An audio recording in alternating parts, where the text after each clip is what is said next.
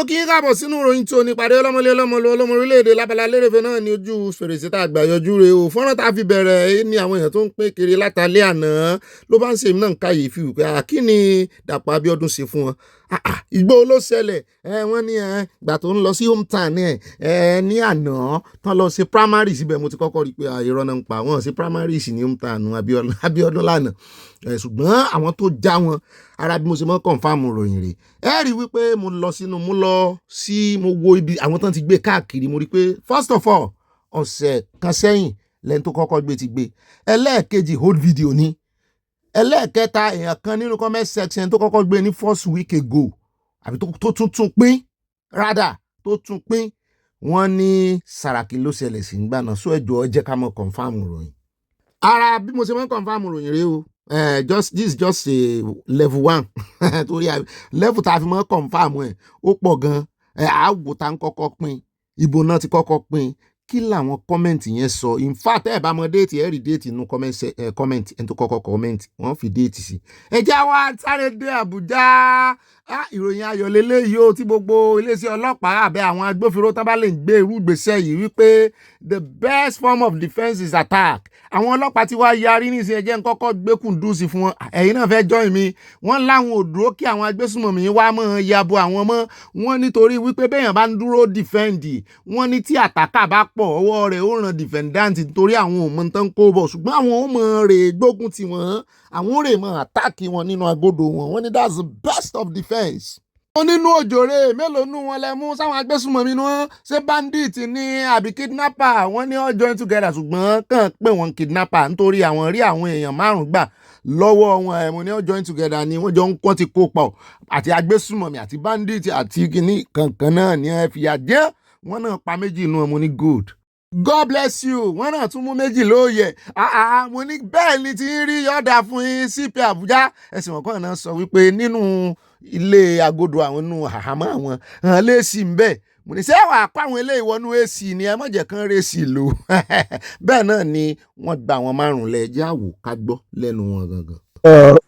The general area is called Epazi, which was under Biazi, and we are here. We brought the war to them. We are tired of waiting for them. We had our deployment here since about 4 days ago, and we've been after them. Yesterday we were lucky. Yes, we've been sleeping here. If you look at the vehicles, you will see mats, bread, and other things. Yesterday we even did a party. We slaughtered the ram, isn't it? And then we enjoyed ourselves. So we're happy being here. The kidnappers have been coming in from this area. We got a proper intel and we activated it. We came here waiting for them. Lock ran against them. We neutralized some and we've gotten some. They're here. Just yesterday to this morning, we got them. Some actually escaped with a bullet wound, and then the victims were liberated. They didn't go with any victim. We were able to liberate them. We got 2, neutralized 2, and then others ran, escaped with a bullet wounds. As you can see, if they pick from Abuja, once they get to this lane, leads straight to Kaduna. So they will be beating people like they beat their cows until they get them to a place called Kadarko or Rijana and Co in Kaduna. So we have mounted here and we're going to remain here. We're waiting for them. Let them come. They meet us here. Happy being with my men who are on the field because that gives them the morale, that gives them the sense of recognition, and also to the effect that when they see me leading from the front, they are also ready to go with me, die with me, live with me, win with me, conquer with me, and return with me.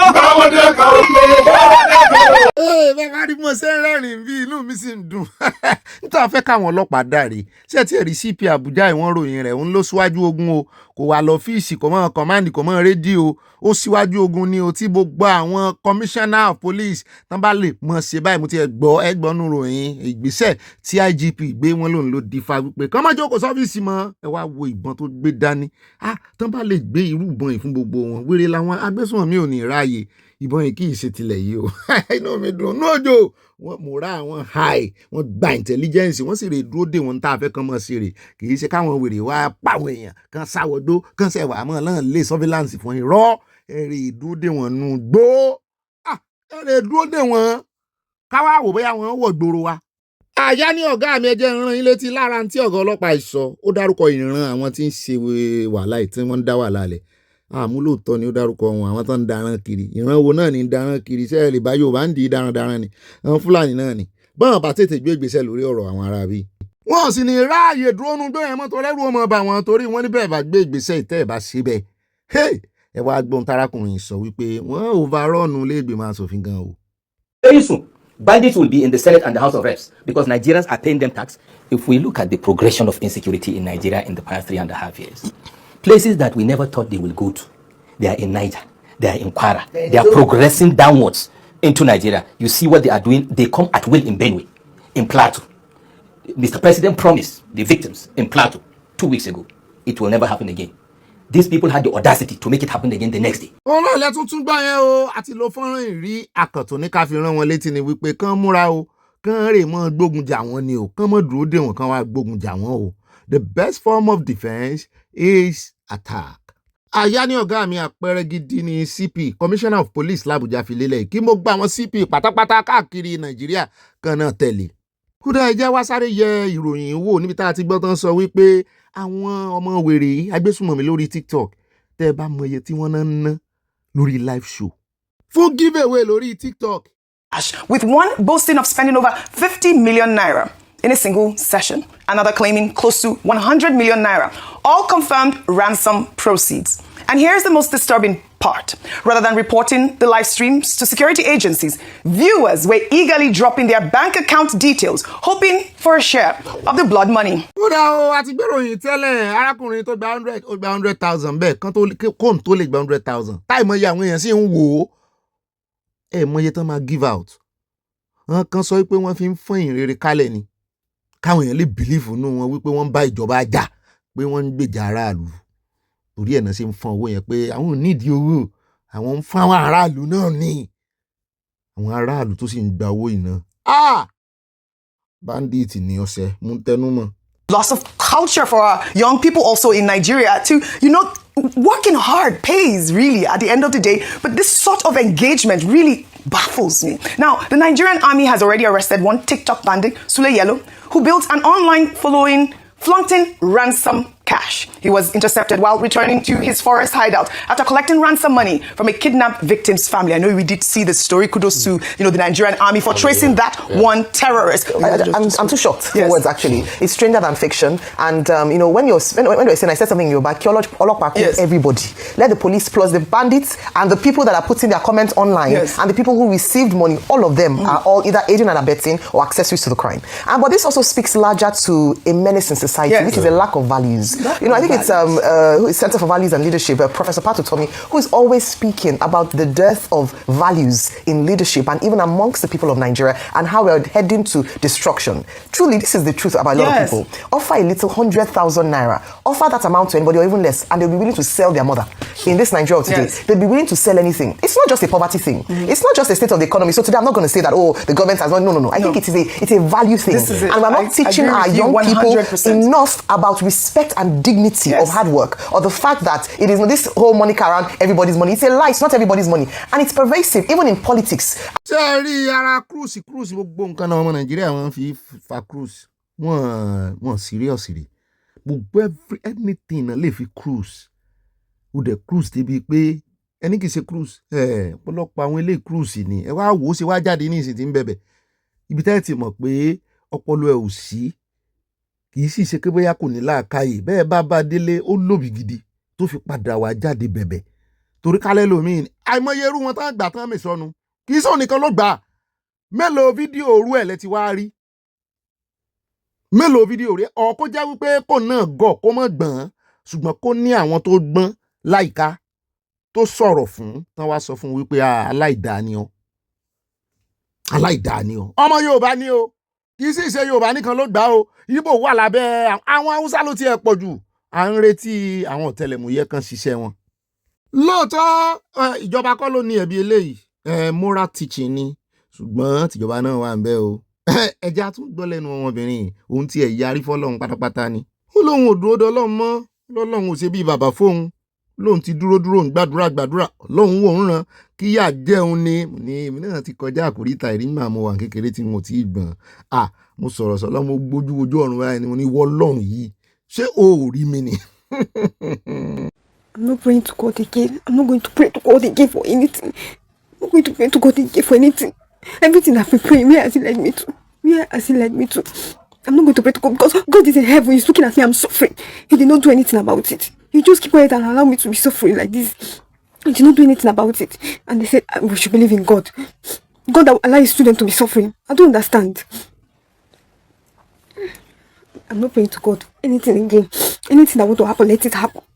I'm not praying to God for anything. náà lẹ ti rí yẹn o àlàkọjá rẹ̀ ni o ló jẹ́ kí àròyé rẹ̀ kó pọ̀ bẹ́ẹ̀ yẹn ṣùgbọ́n mo mọ̀ wípé ilé ìtòsí náà àdúrà ló fi gbà àdúrà ni in fact àwọn èèyàn lè bẹ̀rẹ̀ sí bless yẹ àdúrà lélẹ̀ inú tó lóun gbàdúrà mọ́ ẹ̀ àdúrà náà lélẹ̀ ti ń ṣe kì í sáà ní bá sọ̀rọ̀ o kì í sáà ló bá sọ̀rọ̀ ọlọ́run náà ni o ọlọ́mọ ni ọlọ́run aláàánú yóò ṣàánú rẹ̀ bẹ́ẹ̀ náà ni ẹja tẹ̀wájú ẹja wa sáré dé ọ̀dọ̀ olórí ọ̀dọ́ àwọn arẹwà tí ó ń ṣe ìkìlọ̀ ní kíkankíkan fún very dark man tí ò sì ń lé mo ní ó sì jẹ́ òde kó padà sí Nàìjíríà bẹ́ẹ̀ náà ni mo gbọ́ wọn ní àwọn elégbè lẹ́yìn very dark man wọn náà fẹ́ ṣe 1 million march man kọ́ ni àbí man march wọn náà fẹ́ lọ dúró dè ní Azikwe airport pé àwọn gbọ́ pé DSS fẹ́ wọlé rẹ̀ tó bá dé páwọn ò ní gbà àwọn ó dò ìkápá apá ò ní kápá àwọn ó dò ìkẹsẹ̀ apá ò ní kẹsẹ̀ àwọn ó dò ìkákànga kò ní ṣe bínú sí wípé wọn ní mú ṣèjú àwọn kò sẹ̀yìn nítorí kó sọ̀rọ̀ sókè ṣùgbọ́n ẹja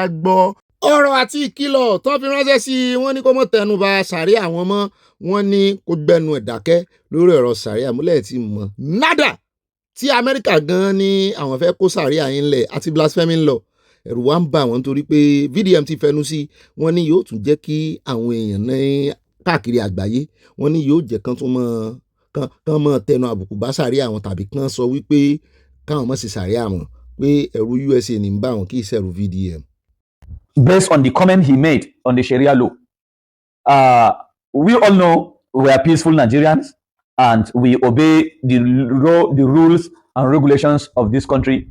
For very dark man to make such comment, he is trying to provoke the other side of or let me say, he's trying to provoke the other part of the country so that they should come after northerners based on his comment he made on the Oyo kidnapping issue. This is not the first time very dark man has been provoking Nigerians. If you could remember, the last time there was attack in Plateau State, VDM went to Plateau State. He made such comment to the extent he provoked Plateau youth.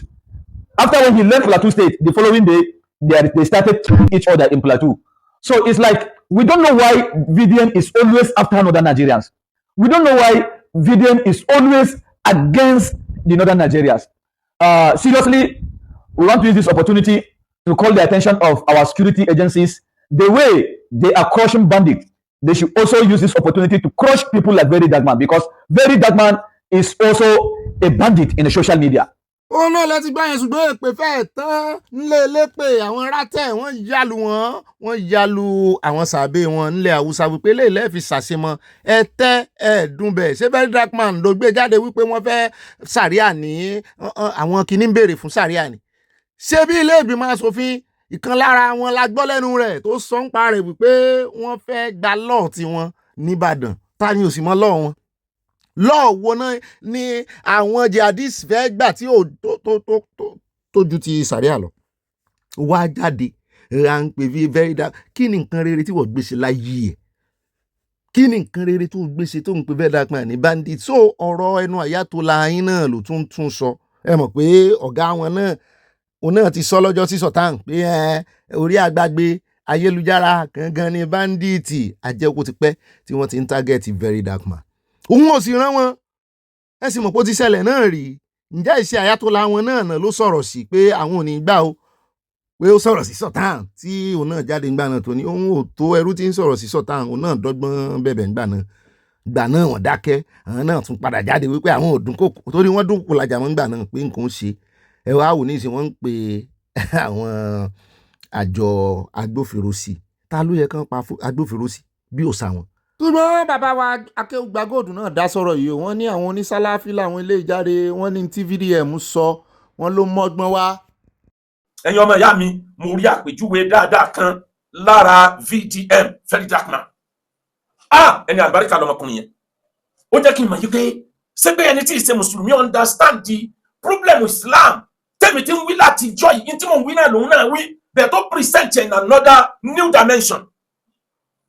Òun ló proof hàn wá lórí program ẹ̀ tó ṣe tó gbé jáde. Màá play fídíò yẹn lẹ́yìn lẹ́tọ̀ yìí. Ó sọ níbẹ̀. Ó ní ẹ má rò yí pé Muslim lọ̀tá yín o. Ó ní gbogbo wa we have a very single common enemy. Ọ̀tá kan péré la ní.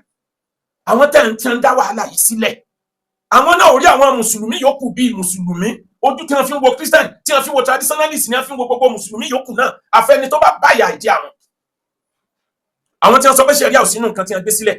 Kí ni agbáwọn kan ni wọ́n lọ sí Kẹ́yàmọ́ ní Kwara State tí yà gbàgbé ní ọmọ Yorùbá. Ọjọ́ wo sọ́jọ́ wo náà.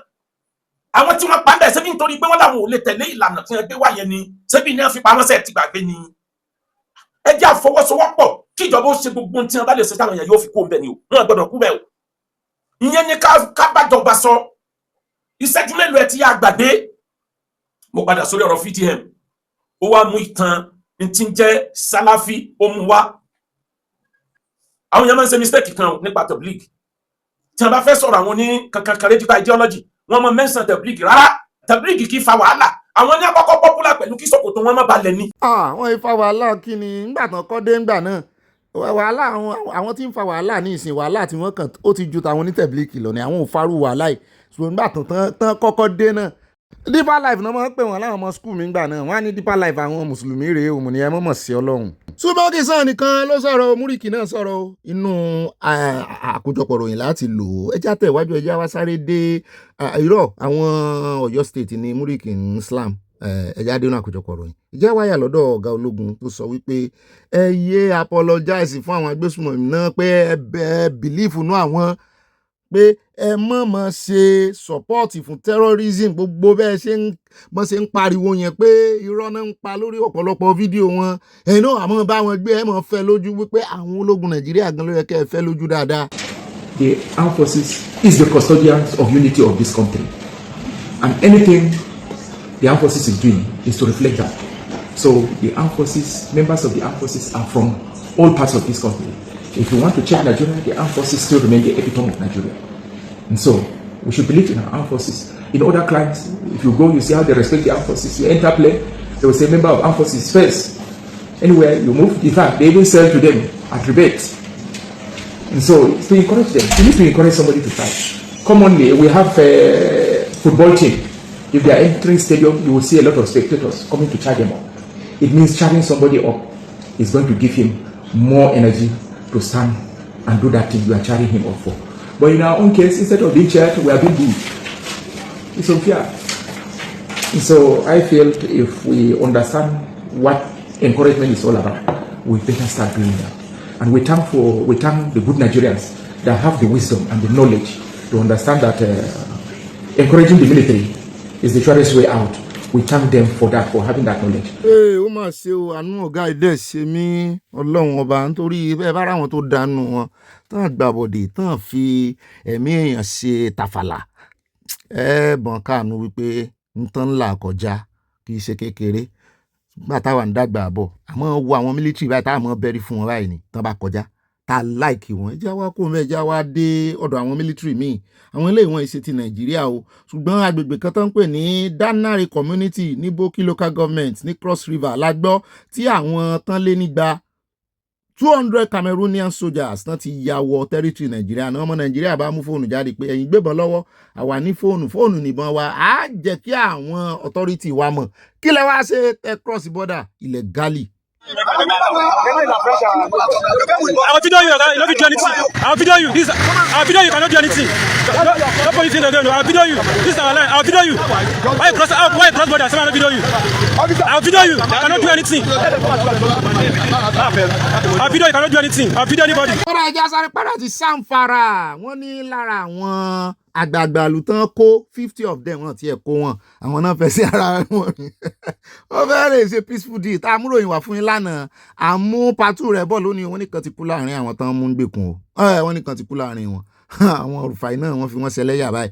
Àbáyùn náà àkójọpọ̀ ròyìn ṣùgbọ́n àwọn aráàlú náà wá túyáyá jáde wípé àtọmọdé àtàgbà ní o àtobìnrin àtọkùnrin pa wọn ò ní gbà mọ́ kán mọ́ pa wọn bí eṣinṣin.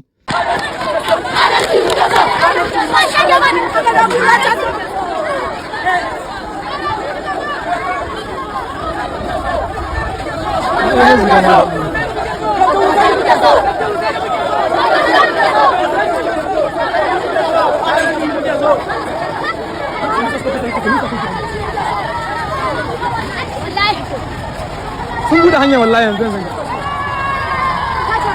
Yanzu yanzu suka buɗe hanyar. Sun buɗe hanyar.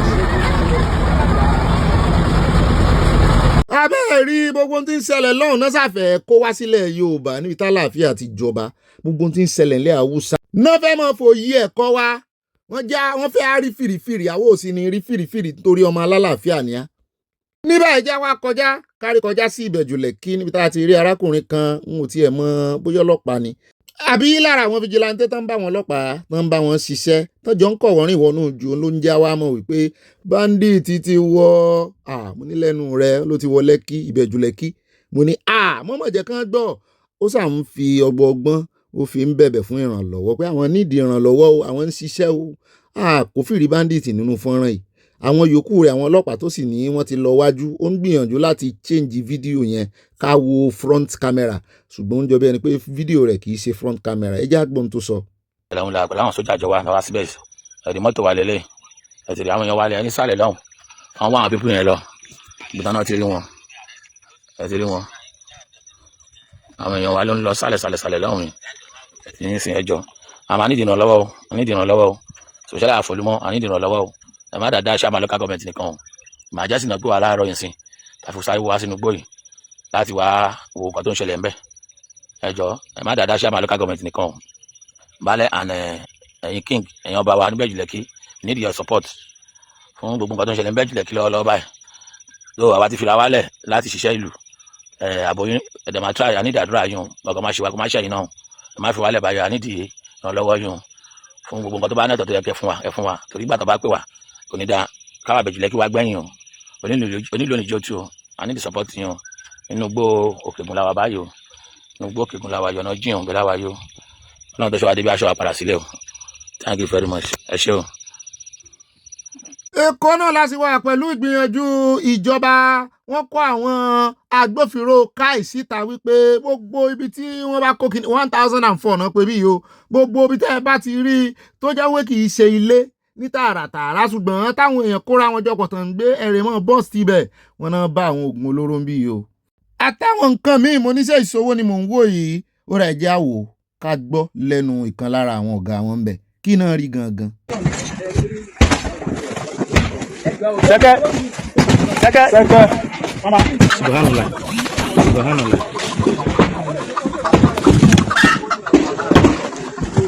Ọba. Kọ́kọ́ àwẹ̀rù yìí.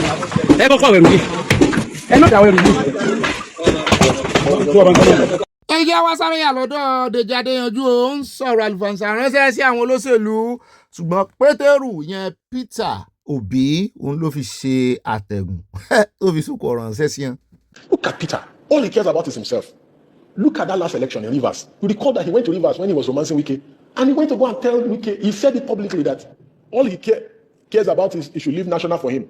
He was willing to sacrifice the people, his foot soldiers in Rivers, that PDP should take Rivers, that they should just leave. What kind of a politician would do that? What kind of a all you think about is yourself. All he keeps shouting is, I must be on the ballot, give me a ticket. It can never always be about you. Same thing with Atiku. Always about them, not about the nation. All this desperation to get to power is not to service. It's not for service. So that when they get there, they can stockpile money in their banks so that they can develop their bank. so that they can open an SPV that they'll be using to do contracts. It's not about, because if somebody sits in his living room and declares a governorship candidate in his room, in his living room, that's the person that's coming to change Nigeria. ó náà lẹ́tí gbọ́ lẹ́nu Dèjì yóò agodo àwọn olóṣèlú náà láṣìwà ẹja sáré dọ̀sùn níbi tá a ti rí àwọn ẹgbẹ́ àkọọ̀dù tán kóra àwọn ìjọ àti ẹ̀dùpẹ́ Adélékè ò bá wọn sí ń bẹ oníjó torí wọ́n ń lùlù lọ́wọ́ ni òun náà sì ń kọrin fún wípé èmi àdìbò Adélékè àfi bí pánsá àwọn ṣe já tó já lulẹ̀ pánsá òfúra pánsá já náà o ẹ̀jẹ̀ àwò àṣàdùpẹ́ wọn ní kankan òṣìṣẹ́ nù.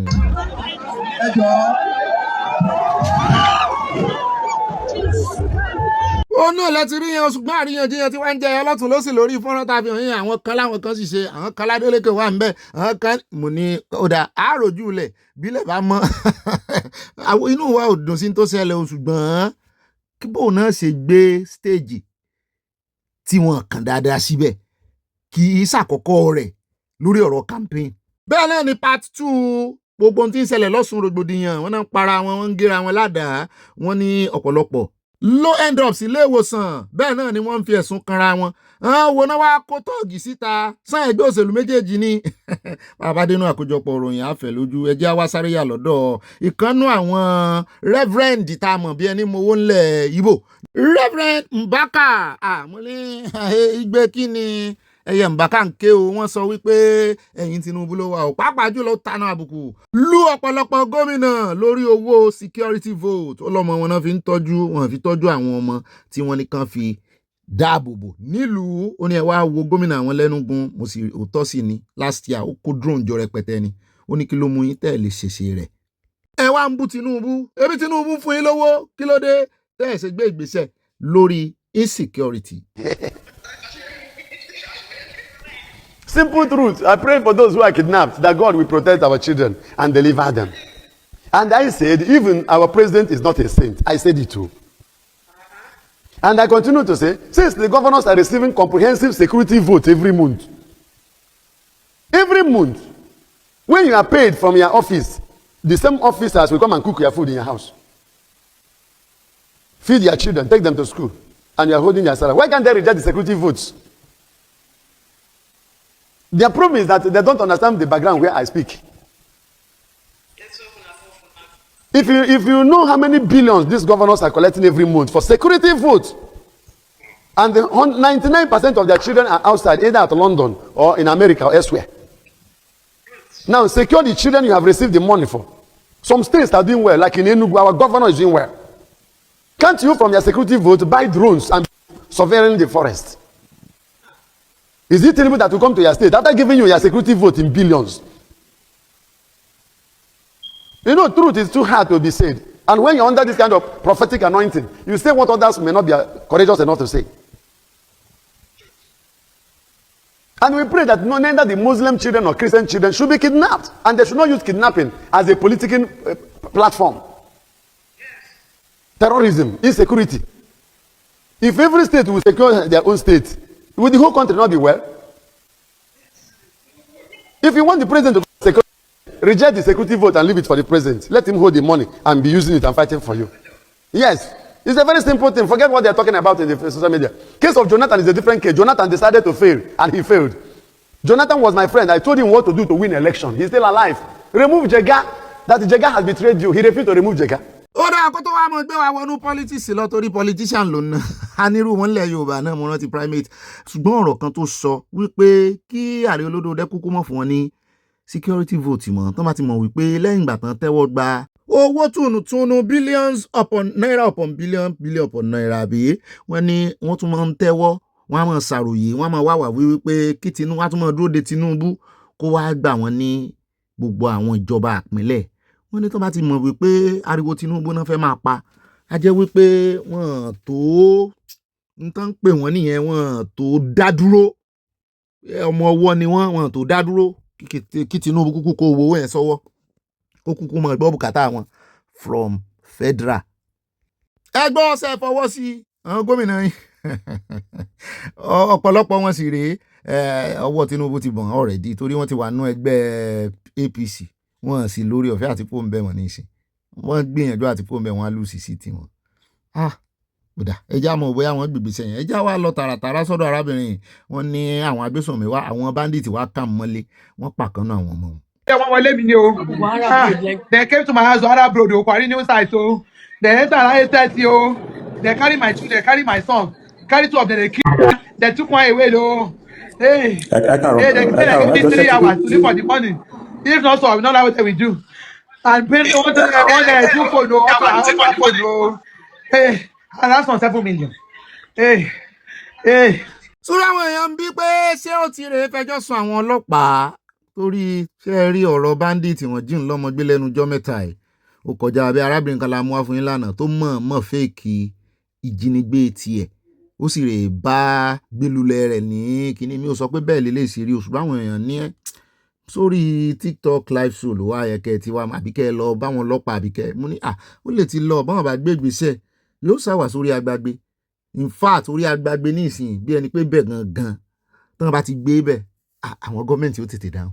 ìjẹ́ wá sáré yà lọ́dọ̀ arákùnrin kan mùsùlùmí ni ó wá ń kọ́ mùsùlùmí akẹgbẹ́ rẹ̀ ní ẹ̀kọ́ ọ̀bàgbépọ̀ ẹ̀kọ́ àlàáfíà kò tiẹ̀ mú nínú Quran rárá ẹ̀kọ́ ọ̀bàgbépọ̀ wọ́n ní ẹ̀kọ́ yìí ní ọ̀pọ̀lọpọ̀ àwọn alákatakítí need kì í ṣe ẹ̀kọ́ nù Quran wọ́n ti mẹ̀kọ́ nù Quran ṣùgbọ́n ẹ̀kọ́ ìbàgbépọ̀ ẹ̀kọ́ kan mọ̀ ṣe alákatakítí mọ́ ẹgbọ́.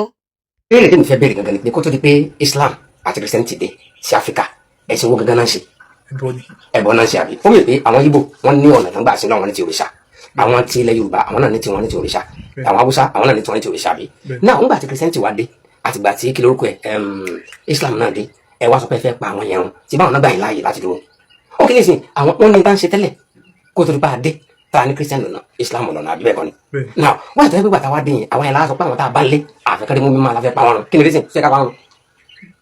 afẹ́káwọn náà mọ̀nà ni. afẹ́káwọn mọ̀nà ok ó mọ̀ pé èyí tó ti ṣe tẹ́lẹ̀ yẹn àwa la gbé wá fún wọn pé kì í sọ̀nà tó náà ti ń gbá yìí wọn tẹ́lẹ̀ káwà tó dé o gẹ́gẹ́ bí Christian àti Mùsùlùmí afẹ́káwọn mọ̀nà good kí wàá ló fún àwa tá afẹ́káwọn mọ̀nà yẹn ní gbogbo assurance pé ọ̀nà táwa mú wá yẹn is the only way torí pé sọ pé sórí tí wọ́n ká gẹ́gẹ́ bí Mùsùlùmí ló gbàgbọ́ nú ẹ̀ sórí tèmi ká gẹ́gẹ́ bí Christian lèmi náà gbàgbọ́ nú ẹ̀ so adẹ gbàgbọ́ nú ẹ̀ adẹ wọ́n pé we believe in it and it's working for us so wáyé pé iṣẹ́ fún wa lóòótọ́ ṣùgbọ́n wàá jẹ́ pé àwọn tán ní ká wá jẹun ká gbà wá láàyè àwọn nice now adé alóòlọ́nà wọ́n lè gbà wá láàyè láti dúró bàbá ìfẹ́ pa àlà fẹ́ pa wọn nù àwọn Mùsùlùmí sọ pé àwọn fẹ́ pa náà ẹlẹ́bọ̀ sọ kẹ́ pa wọn nù ni ẹ fìfẹ́ hàn sí wọn bóyá nínú ìwà àti ṣe yín wọ́n tiẹ̀ lè sọ pé ẹ̀sìn tí yín àwọn bá yín ṣe ẹlẹ́fẹ́ pa wọn nù ok nìkan sì nígbà tí Malam Yusuf tí bàbá yẹn ti bẹ̀rẹ̀ tí ń ṣe wá àti tí wọ́n gbé Jésù jalè Jésù ṣe kíníkan ṣe kíníkan àwọn Kìrìsìtẹ́nì ìdákẹ́ wọn wò báyìí àwọn kan nínú àwọn Kìrìsìtẹ́nì àtàwọn onífàyè wọn wá lọ jókòó wọn lọ gbé Kùránì jáde wọn wá lọ sí findings dáadáa wọn wá bẹ̀rẹ̀ sí ìdáwó ẹ̀rú nẹ́sìn apá àwọn ajábọ̀ torí bí ẹ bá fi ẹlẹ́sìn lẹ̀ kó sẹ́sìn tiẹ̀ kíkà kó ṣe tiẹ̀ ewu lẹ́yìn tójú bọ́ tẹ́ni lẹ́ni sí kò dẹ̀ sẹ́ni kankan nínú wa tó lè sọ fún wa bókè tí onítọ́lọ́ máa gbọ́ tàbí ní òní gbọ́ ni kò make sense ẹlẹ́fẹ́ kan mọ́nà táwọn tó fi pọ́nà tán ní tẹ́lẹ̀ ìsọ́nà ok èmi kàtàn wọ́n ní Jésù lọ́nà ìwọ kàtàn wọ́n ní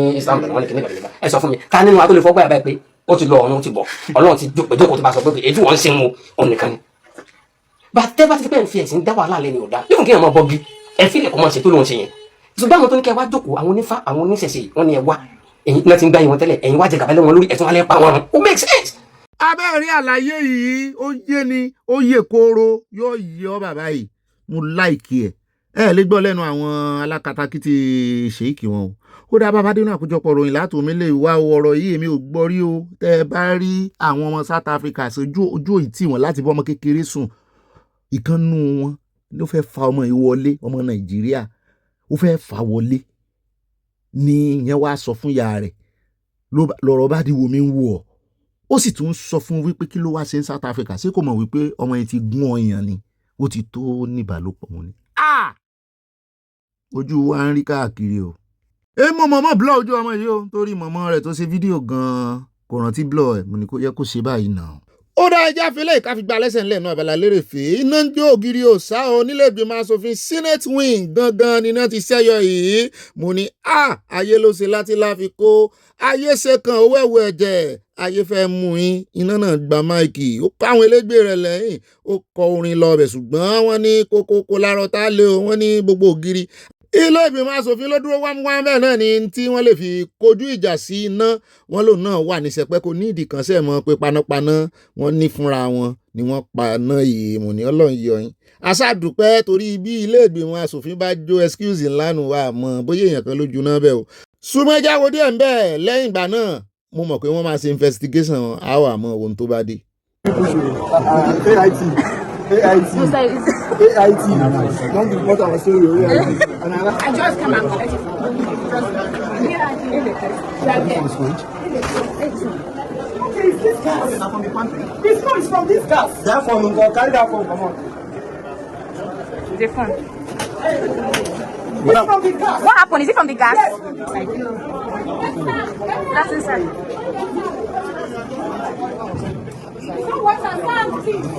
No extinguisher.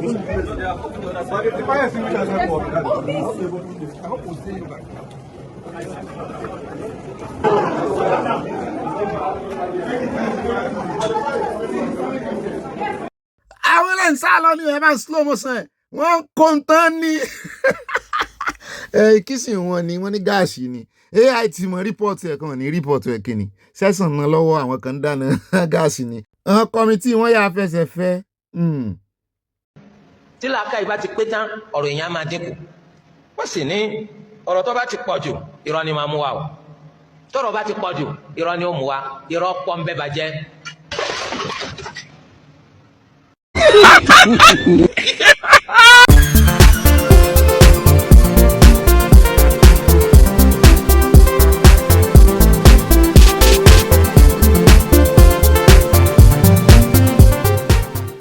àwa tí gòkè téńté ọba olúwa ló gbé wá ga àti gòkè téńté ọba olúwa ló gbé wá ga ẹni ọlọ́run gbé ga kì í jìyà o àti gòkè téńté ọba olúwa ló gbé wá ga ìrìn gòkè àlọ o káfárá tó já ìrìn tí gòkè àlọ ò káfárá tó já àti gòkè téńté ọba olúwa ló gbé wá ga wá tí gòkè géńgélé ọba olúwa ló gbé wá ga ẹni ọlọ́run gbé ga kì í máa mú sí o kì í mọ̀ ìyàwó àti gòkè téńté ọba olúwa ló gbé wá ga ní ìrìn wá gòkè àlọ ò káfárá tó já ìrìn tí gòkè àlọ ò káfárá ìrìn wá gòkè àlọ ò káfárá tó já ìrìn tí gòkè àlọ ò káfárá tó já ó yá mo mọ àwọn tèmi ṣẹ́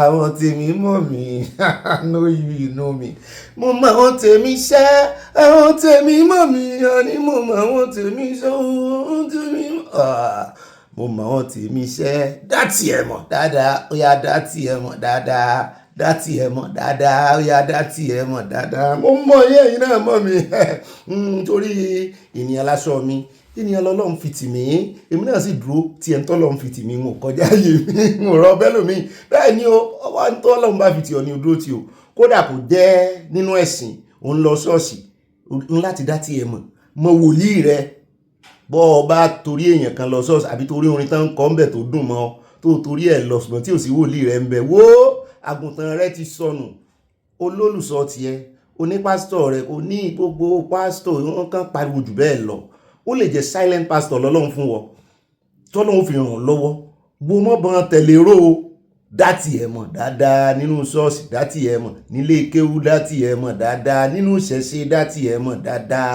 àwọn aláwo náà àwọn náà ní aláwo wọn ìṣègbè èèyàn lọ́kàn mọ́ tẹ̀lé lórí ẹ̀rọ ayélujára èrò pọ̀ o ṣùgbọ́n èèyàn sọ wọn ó dáa mo dúpẹ́ fún gbogbo ẹ̀yin èèyàn ẹ̀yin mọ̀mọ́ yín bàbá tọ́lọ́run fi tìmí ẹjẹ́ kọ́kọ́ kí ọlọ́run tó fi yín tìmí tó fi mí tìyìn ẹjẹ́ ọkọ̀ kí ọlọ́run kájọ kì í àwọn jẹ́rìí ọlọ́run àyàn o àgẹ̀ o àgbẹ̀ ọ̀gá àṣẹ ọlọ́ba aníwọ ni ọlọ́run wa ẹ ṣeun ìgbà gbogbo ẹ ṣeun ọjọ́ gbogbo àmọ́ nǹkan kan ṣe o ẹ̀yin ni o lọ́wọ́ ẹ bọ́bì lọ́tún lọ́sì ẹ̀yin ni ẹ̀jẹ̀ ò bá jẹ ẹ̀yin náà ń kí mo sì máa ń gbé padà fún ọlọ́run ẹlẹ́rìí mi wà ń bí o wọ́n bá ti kì mí kú sẹ́wọ̀n àní ọlọ́run ní í ṣe ìyànjú láwa ń gbà ọlọ́run ló ní bọ́bì wàá ṣeré láyé orí ẹ pé you are the great màá ní ọlọ́run is the greatest ọlọ́run ẹ̀yin lẹ gbogbo ẹ̀ pátápínlá gbogbo òpẹ́ pátápátá ẹ̀yin lẹ ní o láti bẹ̀rẹ̀ dé ìparí torí ẹ̀yin ní alpha àti omega àgbẹ̀ fún yín o mi ò ní nǹkan kan bẹ́ẹ̀ o kò sẹ́ni tó lè bá ọlọ́run dúró mi ń jẹ yẹn mò ń jẹ̀bà mò ń jẹ kọ́kọ́rẹ́ mo ti mu kọ́fì ní ìsìn kọ́fì ìtútù àti ice bẹ́ẹ̀ náà ni mo jẹ bàbá ńlá toast bread sọlọ́run ti wá jẹ̀wé ẹ̀ láàárọ̀ yìí ó pẹ́ ló ń jẹ rẹ̀ kò ní bọ́ jẹ gbogbo ilé kò ní bọ́ mu kọ́fì ọ̀pẹ ni agbé fún ọlọ́run àlégbàpọ̀ yín o ń bó tá ń bí wa nínú ayé atayọrọ bí agogo ẹ ṣé o mo dúpẹ́ lọ́wọ́ gbogbo ẹ̀yin tọ́lọ́run fi tì mí náà àtèmi tọ́lọ́run fi tì yín adúpẹ́ lọ́wọ́ Ọlọ́run àjọdúpẹ́ ni ó dá wa alákọ̀ọ́kọ́ nù ròyìn tù ní pápápá ní ẹja ṣe bí àwọn bàbá sọnà ibà káwọ́ yín náà rèé náà ní bá rìn gínigíni tíkúmi àtíkùyù rìn gínigíni ẹ mo ti kó ń tẹ́ mọ́ jẹ́ dé mo gánìṣì ẹ̀ mo fi kárọ̀tì sí mo fi ń ta máa jẹ lẹ́nì nínú ròyìn kì í ṣẹ̀bà kì í sì ṣe wédú kì í ṣe lá ọ̀gbọ̀nà irọ́ kì í ṣe fùfú kì í sì ṣàmàlà ó ní í ṣe pẹ̀lú vegetables jẹ́ ojoojúmọ́ lẹ fẹ́ mọ́ fi jẹran ìrọ̀ vegetables ní ìròyìn tù ní ó dá alákọ̀ọ́kọ́ wọn ò tí kẹra mi délẹ̀ ibà Sanawole yín náà rèé ibà gbé wọn débẹ̀ ibà ìbòyìn náà ní ibà ìbọ̀bọ̀ kí bọ̀bọ̀ yín náà ni mò ń jẹ́ ibà ọkọ̀ ẹlẹ́à ọkọ̀ mẹ́rẹ̀ àsìpìlánù ọkọ̀ yín kan sọ́lá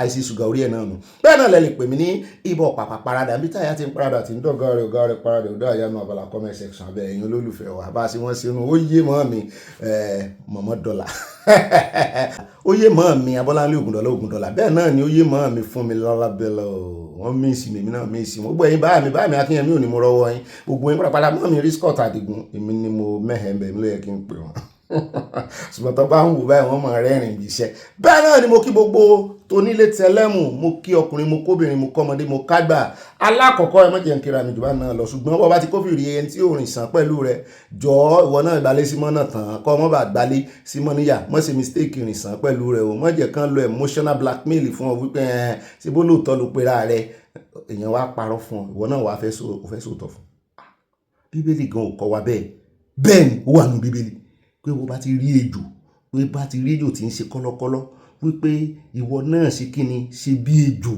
Ẹ̀gbọ́n ni ẹgẹ́ ń kó tìbí tí bíbélì ti sọ ẹni mò ń parọ́ inú ìwé Matthew orí kẹwàá ẹsẹ̀ kẹrìndínlógún 10:16 ó ní níbi tí Jésù ti ń sọ fún àwọn ọmọ ẹ̀yìn rẹ̀ wípé ẹ wò dáadáa o behold ó ní mo rán yín jáde bí àgùntàn ni o ẹ má ṣe bí ewúrẹ́ o ó ní in the midst of the wolves ó ní láàrin àwọn ìkòkò ní jẹ́ wolves nígbà tá a máa ń lọ kìíní gbà náà nífẹ̀ẹ́ tá a máa ń lọ zoo ní Ilé Ifẹ̀ ní University of Ifẹ̀ nígbà náà University of Ifẹ̀ ní jẹ́ kó tó wá di Ọbáfẹ́mi Awólọ́wọ̀ University a máa ń rí kòkò gbogbo àwọn ẹranko ìlú wà nígbà náà wọn ò rò pọ́n lẹ́ranko kankan bẹ̀ mọ́ kéèyàn wá mú àgùntàn kó wá lọ fi ti kòkò bí Jésù ṣe rán àwọn ọmọ ẹ̀yìn rẹ̀ jáde nìyẹn ó ní mo rán yín jáde gẹ́gẹ́ bí àgùntàn sí àwọn ìkòkò ó ní therefore be wise ó ní ẹgbọ́n as serpent bí ejò ọgbọ́n wo lejò ní and harmless as dove ṣùgbọ́n ẹ mọ́ hamu èèyàn ẹ mọ́ séèyàn níbi o ẹ mọ́ séèyàn sùtà o it means balancing sharp conscious awareness with pure unharmful intention mọ́ hamu èèyàn kankan mọ́ tó bá ti rẹ́ni tó wá bí ejò oníwọ̀ náà ṣe kí ni ó ní ẹgbọ́n bí ejò ẹ níwà tútù bí àdàbà ẹ mọ́ gbọ́n bí àdàbà o àdàbà gọ́ o ẹ mọ̀ gọ́ ni òun dá bẹ́ẹ̀ ni torí ó ní tó ń fẹ́ fi ṣe ó ní tọ́lọ́ ń fàdàbà wé ọjọ́ mi ọjọ́ rẹ̀ èèyàn láti gọ̀ nínú ìgbéyàwó ní tíyẹn míì òun láti gọ̀ láti la àwọn ìlàkọjá kan kọjá ṣùgbọ́n ọgbọ́n rẹ tí mo fẹ́ gbọ́n torí ó ní my people perish for lack of wisdom ọ̀pọ̀lọpọ̀ máa ń mú ọgbọ́n àdàbà kì í sọgbọ́n àdàbà lọ́lọ́ ní àmú ọgbọ́n ejò ẹ̀rẹ̀ wo geographical kínní ẹ̀rẹ̀ wo wildlife ẹ wò bí ejò ṣe máa ṣe ẹ wò bí ṣe máa rìn torí ẹ mo ṣe máa tẹnu mọ́ wípé tán bá gbé àyè ní wà fún ọ gbáyìí ní padà fún ọ tán bá rìn kọ̀lọ̀kọ̀lọ̀ wá fún ìwọ náà ṣe kí ni gbálé sí mọ́nà tán fún ọ. mo kó gòjá ibà kéde fún Yorùbá Nation fún Oòduà Nation káfàtà mo ti rí mo fi bẹ́ẹ̀lì mo fi kó gòjá alákọ̀ọ́kọ́ náà kò rí ìròyìn wa ẹ já lọ tààràtààrà sí ilé ìgbìmọ̀ asòfin ǹjẹ́ ilé ìgbìmọ̀ asòfin gan kọ́ là ń lọ ọ̀dọ̀ kíní là ń lọ ilé ìgbìmọ̀ asòfin kékeré níbi tá a ti gbọ́ tí wọ́n sọ wípé tí àwọn ilé ìgbìmọ̀ asòfin àgbà àwọn senate àwọn ẹ̀gbọ́n wọn tán kọ̀ láti ṣe wọn ti ẹ̀ láìka mọ̀ pé wọ́n lẹ́gbọ̀n wọn láwọn ti wá sí jù bẹ́ẹ̀ lọ wọ́n ṣe bẹ́bẹ́ o wọ́n ti pe iléeṣẹ́ ológun defence headquarter ẹ wá jíyìn ara yẹn wá jíyìn iṣẹ́ tá a ràn yín bọ́jẹ́ẹ̀tì yẹn àtòjú wọ̀ bó ṣe lọ fọ́nrán rẹ̀ wá ń bọ̀ lónìí náà ni kò ní dọ́là bá ti wá kó ń bẹ́ tán á wà fihàn yà lọ́dọ̀ kan náà àwọn sínétọ̀ wọ́n gbóhùn sókè lánàá nínú ìròyìn wọ́n sọ nípa state police wọ́n ní nígbà tí ọ̀sẹ̀ yóò bá fi kanlẹ̀ pé á dúró àwọn lọ́sẹ̀ tí ń bọ̀ lórí ọ̀rọ̀ state police àwọn ó kó gojá nípa òfin yóò kù sọ́wọ́ àwọn tó fẹ́ múṣẹ́ executive kò ní sí lọ́wọ́ àwọn mọ́ ní bàdà Bámidélé nù wọ́n bá ganu sí máìkì pé àwọn táwọn o àwọn ti ṣetán láti sponsor bíìlì tó ní ṣe pẹ̀lú kí olórí Nàìjíríà ìyẹn president gangan ni Okafata pé kán máa ṣe 6 years one time lèmi àtàyà bá ń tàkùrọ̀sọ ó wá fẹ́ dàríyànjiyàn bá ní kó mọ̀ jẹ́ àjiyàn ká gbé wá sọ́dọ̀ àwọn mọ̀mọ́ wa tán gbọ́njú àlọ́ àtàwọn bàbá wa bí ẹgbọ́n ta ló máa pé jù sólódó dẹ tó ti lo 3 years báyìí yóò sì lo 4 years yóò lo one term tán yóò ṣẹ̀wá bẹ̀rẹ̀ another term a jẹ́ wípé ó ti ju gbogbo president yòókù lọ́nu àbí Peter Obi tó ń lẹ́nu tó lóun fẹ́ lo one term sọnù rẹ̀ ṣé yóò pé òun náà sínú rẹ̀ ó dùn sí àbáriwo lámọ̀ gbọ́ látọ̀dọ̀ àwọn opposition àbí Àtìkú ó sọ pé wọ́n fẹ́ yàn ń jẹ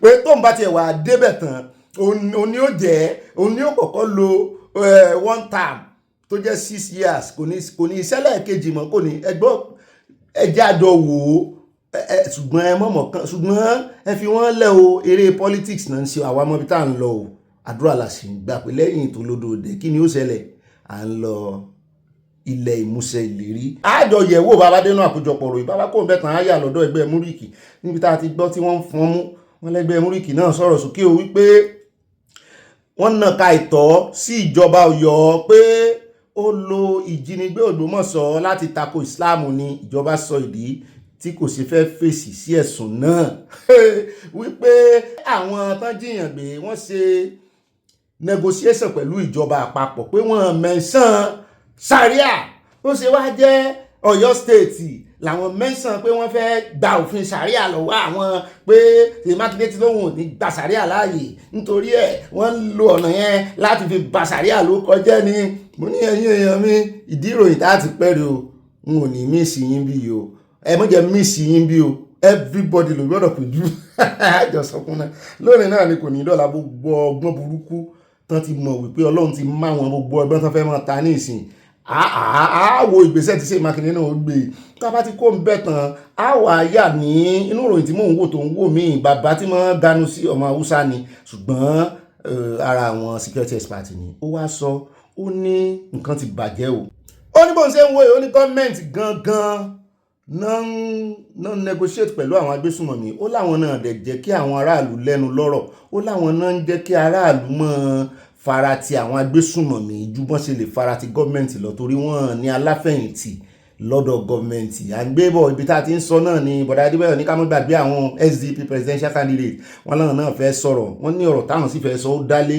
orí bandit bí wọ́n ṣe ń nígboyà lójoojúmọ́ wọ́n ní nítorí wípé ìjọba tá a gbójú okùn lé wọn jayọ àgbà ń bọ̀ lórí ọ̀rọ̀ wọn lónìí náà ni kò ní dọ̀là bá ti wá kó ń bẹ̀ tán á wà yà lọ́dọ̀ jalole inú Abala Sanawole á yà lọ́dọ̀ sẹ́nitọ́ Kalu níbi tí wọ́n ti ń probe South East Development Commission ṣe mọ̀ páàrí olódò rẹ̀ dá commission lẹ̀ fún ẹlẹ́kùnjẹkùn àwa South West náà ní tíá mo ní ọjọ́ òun náà máa probe àwọn South West náà owó tán fún wọn pàápàá jùlọ lórí ọ̀rọ̀ insecurity kí ni láàrin jà wọn ẹ wá wo iye tán gbé fún South East ẹ wá wo bó ṣe náà dànù ẹ wá wò bá sì rí wọn sì tú àwọn kan nítorí pé wọn kárí àwọn Kalu along ni pé ká ní wọ́n ti kárí wọn along wọn ni wàá mọ̀ ṣe gbogbo eléyìí tán ṣe ń ta mo ní Ọlọ́run náà ni ò jẹ́ kán kárí ara wọn along tásìrí ṣe tú lára ọ̀rọ̀ kan tí mo yọgbọ́n nú ọ̀rọ̀ wọn 153 million naira náà gba yàrá kan fún ọ́fíìsì l'Àbújá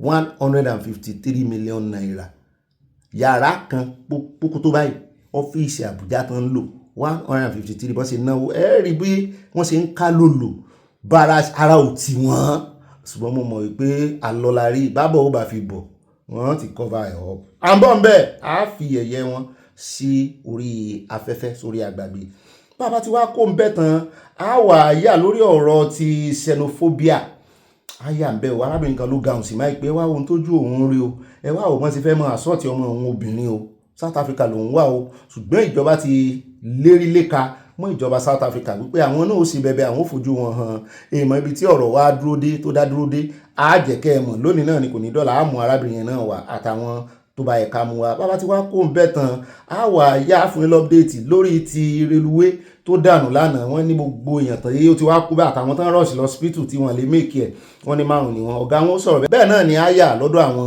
tí ọ̀rọ̀ kàn tán wà ní ọkọ̀ ojú irin ṣùgbọ́n tó rí kó yọ nígbà tí wọ́n máa fi jáde wọ́n rí wọn dóòlà nǹkan kan ò ṣe wọ́n lórí lóko yọ àwọn kan kú kò rí tata àwọn kan gbà kọjá wọ́n jọ ń lọ ní o wọ́n jọ wà ní o kan sì bà bẹ́ẹ̀ lọ kan sì jáde láàyè abẹ́ ẹ̀rọ lọ́hùn ó dáa mú wọn bọ̀ wọ́n sọ̀tẹnu wọn bá a bá ti wá kú ń bẹ̀ tán. a ní rí jù báyìí lọ́nà àwọn àkórí ìròyìn wa bájò mọ́ bá wà tí ìpọ̀lọpọ̀ àjòmọ́nú bọ́dí ìròyìn ó yá ẹja wẹ̀ ẹja ya picture ẹwẹ́ yẹ o ẹsẹ̀ cheese kí n gbé fìlà yìí náà gbé borùn gbé gèlè ta ni ó bá wa ṣe pàkà mọ́ mi dọ́kàsì ó yẹ bá wa ṣe pàkà mọ́ mi dọ́kàsì jà ló mọ́ mi dọ́kàsì jáde sọ́lá náà láwọn òjò sí ni ó ya gbogbo ẹ̀yin dọ́kàsì mi mo rántí nígbà tá a wà mo rántí ayọ̀ ní nísànyà ẹgbẹ́ dọ́kàsì ó yá ẹ bá wa yá àfi pàkà yáyà kò ní yẹlẹ mo ti dáfìlà padà wá alákọ̀ọ́kọ́ náà Abala Sanawole jẹ́ àyà lọ́dọ̀ Ọ̀gbẹ́ni oní káàpù tí mo ń lo bẹ̀rẹ̀ tì ẹ gbàgbé ó kọ rẹ̀ dalong níbi tó ti ka sí máìkì ó ní àwọn fúnra àwọn báyìí olóhùn wà lára àwọn tán dá èṣù gbèlèkè ẹgbẹ́ APC lẹ̀ mo ní ẹgbẹ́ APC ní ẹgbẹ́ èṣù gbèlèkè ó ní that today the identity is you must wear a cap with handcuff wípé sẹ́yìn ò rí logo tó wà lórí ààrẹ olódò cap wọn ni pé handcuff ni ṣẹ́kẹ́ṣẹkẹ̀ ni mo ní ìyẹn náà máa sọ bẹ́ẹ̀ pé ó jọ ṣẹ̀kẹ̀ṣẹ̀kẹ̀ mú ní sólódò dẹ́fẹ̀ẹ́nu ara wọn sọ fún yín pé bọ́ọ̀lù èyàn ó sì ṣe identity tí ó fi ṣẹ̀kẹ̀ṣẹ̀kẹ̀ sí. Nigerians have been manacled. Their future has been manacled. Solomon Dalong èmi ló kàn lógo ló tún bá jà kiri ní ìsìn ẹ bá ń tẹ̀sí ẹ̀já wò. I was one of those who promised Nigerians a better future, but we have not been able to achieve that, which is a failure on our side. Because if we have achieved it, we will not have leaders wearing handcuffs on their caps and talking of renewed hope while it is renewed hopelessness. If we have successfully done that, we cannot have a minister of defense telling Nigerians that security has improved when their colleague was captured with his wife and bandits are using the woman to negotiate. If APC had successfully did what we promised Nigerians, we would have not have a government where South Africa, people that we wasted our money to fight for apartheid. In fact, I regretted being beaten on the Nigerian street as a young person fighting apartheid. I regretted it. And then the government is playing with the situation. Why can't you come hard and hit them? So, this is because we created a political monster called All Progressive Congress. That today, the identity is you must wear a cap with a handcuff. Meaning, Nigerians Is that a sign of... It's a sign of handcuff. Nigerians have been manacled. Their future has been manacled. If you subscribe to the oracle of Emiloko today, you must wear that cap. Very dangerous identity. Ó náà lẹ ti gbọ́ yẹn ṣùgbọ́n ọ̀rọ̀ rẹ̀ kan nínú gbogbo ohun tó sọdà lé ìyá ọ̀rọ̀ rẹ̀ kan ó kan mí ó bà mí lákínyẹmí ara níbi tó ti sọ wípé wọ́n ń jáde wọ́n sọ wípé security improve àwọn 8 nínú ọmọ iléeṣẹ́ ológun náà bẹ́ lórí láìpẹ́ yìí bẹ́ẹ̀ náà ni ìkan lára àwọn major general tó tẹ̀ jẹ́ wípé ti rìtáyà àwọn àtìyàwó rẹ̀ sì wà ń gbèkùn tán bẹ̀bẹ̀ ẹnu wo lèèyàn fi ń sọ pé security ti improve Nàìjíríà ẹ gbọ́. Àyà kí ló wí ìgbésẹ̀ ló improve àbájáde ìgbésẹ̀ ńkọ́. Ó dẹ̀ ilé ọmọ bóyá handcuff ló wà ń bẹ́ àwọn APC ni ó wà ṣàlàyé fún wa kò sí tó kan èmi pẹ̀lú ẹjá wáyà lọ́dọ̀ IGP ń ṣe bẹ́bẹ́ o wọ́n kàn ń dá oríṣiríṣi ìsọ̀rí ilẹ̀ nínú ẹgbẹ́ nínú àjọ ọlọ́pàá wọ́n tún ti dá mi ilẹ̀ lẹ́yìn tán dá kinní ilẹ̀ ìyẹn violent crime response team wọ́n náà tún ti wá pálàṣẹ fún gbogbo àwọn tó jẹ́ deputy IGP wọ́n ní Nigerian Inspector General of Police Olatunji Disu has announced the deployment of Deputy Inspector General of Police to the 6 geopolitical zones pé ẹmọ́dún làbújá ẹ wà ní ẹlẹ́kùnjẹkùn ẹ dúró sánsán wọ́n ní coordinated interstate operation àwọn làwọn fẹ́ kẹ́ mọ́ fún àwọn ní feedback. Handshake patrols náà pé o as effort to intensify to rescue abducted the Orire school children in Oyo State and other kidnapped victims across the country. Wípé ẹ mọ́ jókòó tẹ́tẹ́rẹ́ kì í kàn sí kẹ́ ẹ mọ́ já wọn lábọ̀ ẹ mọ́ patrol ẹ lọ lídìí wọn ló dà bẹ́ẹ̀ yọ yẹ bàbá yìí everybody they are on their toes now. Bẹ́ẹ̀ náà ni bàbá ti wá kó ń bẹ̀ tán á wà sáré yà lọ́dọ̀ Adeleke lọ́sùn níbi tó ti ń fi ẹ̀sùn kan àwọn opposition wípé àwọn náà àtàkì àwọn wípé òun sọ lọ́jọ́ sí wọ́n àtàkì ọmọ òun Ọlọ́run ló yọ wọ́n àtàkì òun náà Ọlọ́run ló yọ òun ẹ wá wo àtàkì tó fún ìkan lára àwọn ọmọ ẹgbẹ́ àkọọ̀dì síbẹ̀ ní ẹ̀hún lòun ò fẹ́ wẹ́gbẹ́ APC ẹ̀hún lòun ò fẹ́ bá iṣẹ́ fòun lẹ̀ ẹgbẹ́ tó ń fẹ́ bá ṣeré ẹ̀sìn pé ní ọdún iná máa dìbò governorship ó sì fẹsẹ̀ lẹ́ẹ̀kejì ẹ̀jẹ̀ á gbọ́ lẹ́nu rẹ̀. Ani tó kẹ́kẹ́ ṣe wọ́n ní àwọn òbẹ̀jẹ̀ kásẹ̀ ti wú. Àwọn kásẹ̀ ti wọ́n láṣẹ. Lọ́wọ́ ní ọjà ló bìlà. Àwọn ọlọ́kadà àwọn bìlà ti sẹ́wòrè. Wọlé tó bá ti lé lọ́wọ́ àwọn yìnbọn fún ọ ní. Bìlà ní lórí mi ni o. Bìlà ìmọ̀lẹ́ náà nílò wọn náà. Ọmọ kan wà lẹ́gbẹ̀ẹ́ mi. Wọ́n á rí pé ìlàbọ̀ ìgbàlù yẹ gbẹ̀gbẹ̀ tí wọ́n na ìbọn sí ààrẹ. Àbájẹ abẹ́rẹ́ abẹ̀rẹ̀ fún ọ̀kadà àdúgbò jí ni bẹ́ẹ̀ ṣe sálọ ní wọ́n tàbẹ̀ sílé. Ìbọn yẹn mú ọmọ yẹn náà nǹkan ó wà lẹ́gbẹ̀ẹ́. Kẹ̀kẹ́ bàtà. Tó o máa tó fún wájú díẹ̀. Ìyá bá tún á rí bàbá níbi tí bàbá kí ń lóòdù ọkọ̀ wọn. Tó gẹ́gẹ́ tí wọ́n ti bá fún akọ́lẹ̀. Bàbá bẹ̀ sí mẹ́lẹ́ gbẹ́mẹ́ débìlà kọ́lù. Àwọn ọlọ́kadà ti kẹ́ gbogbo wọn pọ̀ ọ̀gbọ́n ní ẹ̀yìnbá kò sí.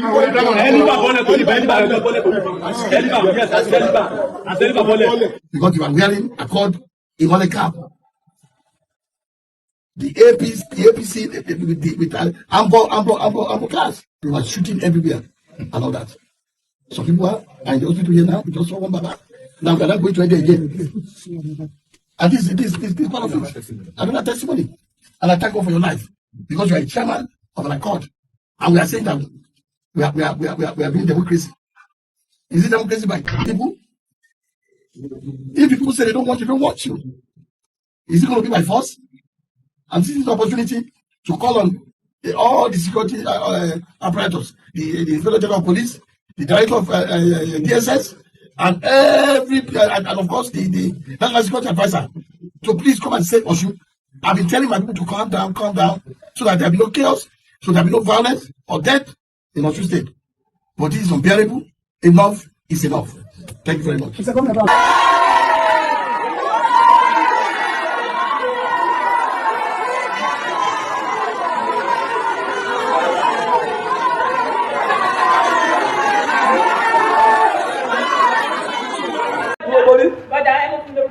Adéyẹmí Tawhid. Adéyẹmí Tawhid. ṣùgbọ́n wọ́n ní ọwọ́ ran àwọn APC lápá àbìkan náà o wọ́n láwọn àkọọ́lù ló àtàkì àwọn oníkálukú sàǹfẹ̀sùn kanra wọn. ọ̀kan lára àwọn ọmọ ẹgbẹ́ APC lélẹ̀ tó lákọọ́lù ló àtàkì òun á sọ di white and black nítorí ẹ̀jẹ̀. Adébọ̀wálé sẹ́yìn. Láti Ifẹ̀ South, Abílẹ̀kùn wọ bí tìdá. Kí ló ṣẹlẹ̀ ìfàdédé rí ẹ̀jẹ̀ lára yín pẹ̀lú máàkì lójú yín? Àwọn account, àwọn CB, àwọn onímọ̀ àtàkùn ọ̀rẹ́ta sábò. A branded vehicle of our candidate, Ashwaju Muride, was passing through all day. They attacked the occupants of the vehicle, they vandalized the vehicle, and the process crisis ensued. You'd also recollect that today we had our rally in Ile-Ife. Several of our members were attacked by thugs loyal to Governor Adeleke. And it would be surprising to know that some of the notorious wanted thugs stays in the Osun government house. So we call on women in Nigeria to come to our aid in Osun. The attackers are led by thugs known as Aleba and Ashiri. Worse still, the State Police Command has not raised a finger to stop the attack or arrest the attackers. The attacks are outrageous, unprovoked, and a deliberate step to plunge the state into chaos.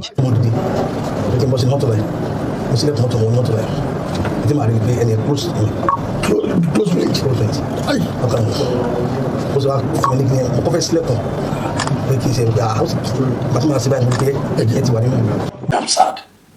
I am very, very sad. The Commissioner of Police in Osun State is not cooperating. That's why we keep having problems. Other agencies are trying, but he in particular, I don't know what is his problem. Right now, I'm just being informed that there was a shootout with the thugs. They call him the Assyrian Iban. The thugs of the APC in Osun. They came outside and started shooting people. It is not acceptable. And I'm telling my people to calm down. We don't want to have emergency or any chaos and people start killing. Not that they are the ones that know about violence. But I've tried my best to make sure Osun is calm and there's no problem. But they are pushing. ẹ gbọ́ wọ́n ní wọ́n tira wọn gbọ̀ngbọ̀n méjèèjì o kàn má tira wọn èyí tó kú ti kú àwọn tó kù ó kù nù wọn àwòye tán tún pa wọ́n fẹ̀sùn kanra wọn lọ́tún lọ́sì. bẹ́ẹ̀ náà ni nínú fọ́nrán tá à ń wò yìí àwọn ọmọ ẹgbẹ́ APC àti mọ́tò wọn la rí tí wọ́n kó àdàkó gbogbo ẹ̀ fọ́nrán tí àwọn èèyàn tí wọ́n fi ń takù wọn rè wípé àwọn tí à ń bọ̀ wọ́n fẹ̀sùn kàn wọ́n fọ́nrán tán fi kẹ̀ fẹ̀sùn kàn wọ́n rèé o wípé àwọn rí wọn o abẹ́ẹ̀rí báwọn èmi ní bóyá rè ìyá mọ́tò ni wẹ́ẹ́dẹ́ àti wẹ́dẹ̀wẹ́dẹ́ láàfihàn pa ṣùgbọ́n wọ́n fẹ̀sùn kanra wọn ni wọ́n ní Adeleke náà kú tọ́ọ̀gì pamọ́ sílé ìjọba wọn ló ń fún wọn lóúnjẹ láìsàjà ẹ̀sùn sáà ń pa ẹ̀sùn jẹ́ ìwé ní olótọ́ọ̀gì inú wọn. kọ́mọ kọlura wọn wàhálà wọn ni wọ́n ní lákọlákọ ní róòbọ̀ ń dún nílùú Òṣogbo tí ó ṣe olúùlú ìpínlẹ̀ Ọ̀ṣun àtàwọn agbègbè míì nípínlẹ̀ náà lánàá òde yìí lọ́jọ́ ìṣẹ́gun ọjọ́ 9 oṣù kẹfà ọdún 2026 èyí bẹ̀rẹ̀ látàrí ìjà tó bẹ́ẹ̀lẹ̀ láàrin àwọn alátìlẹyìn ẹgbẹ́ òṣèlú APC àti Accord èyí tó padà mú ẹ̀mí èèyàn kan lọ tí ọ̀pọ̀ èèyàn sì fara pa o. àwọn agbègbè bíi Ilé-Ifẹ̀ Owódé Àìsú Ọláìyá àti Òkè Fíà ní rògbòdìyàn náà tó ti lẹ́tìkẹ́ ju wọn ní bákan náà ní rògbòdìyàn náà tún wáyé ní ìlú Ilé-Ifẹ̀ àti Ẹdẹ Ẹ̀wọ̀ Àpá eléyìí sókù gbẹ́ ni o n ò lè fi hàn yín o kí wàá ní gbogbo eléyìí tó yìí ìbọn ò wọlé ẹ wá wo bí ìgbà tí kíní tá a mọ̀ sí ńgbà yẹn tí tọwọ́ mọ̀ ń dìde wọ́n ti ń dìde ẹ rántí ẹ rí pé ó ń dìde tí ọwọ́ mọ̀ ń dìde yẹn bẹ́ẹ̀ lélẹ́yìí ibi tán ti gbà ládàá ẹ rántí eré táwọn ṣe ń gbà náà àwọn ọkùnrin là máa ń ṣe obìnrin yìí ṣe wọ́n mọ̀ sápàrà àwọn tán kó tó dọjọ́ ìdìbò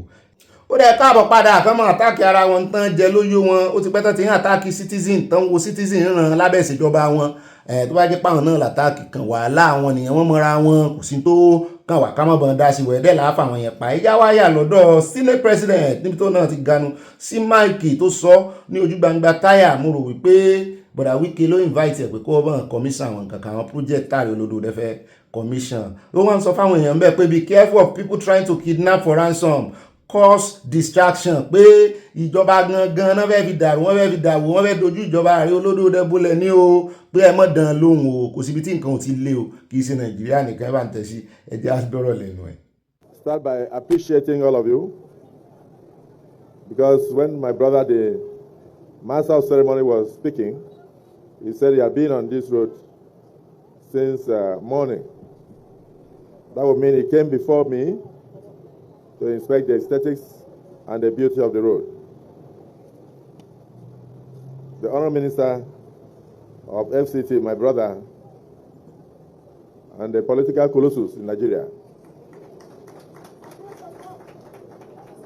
yes, on weekend, realizing the numerous activities that we carry out in the National Assembly, had graciously informed me that I should try to be here from 2 o'clock.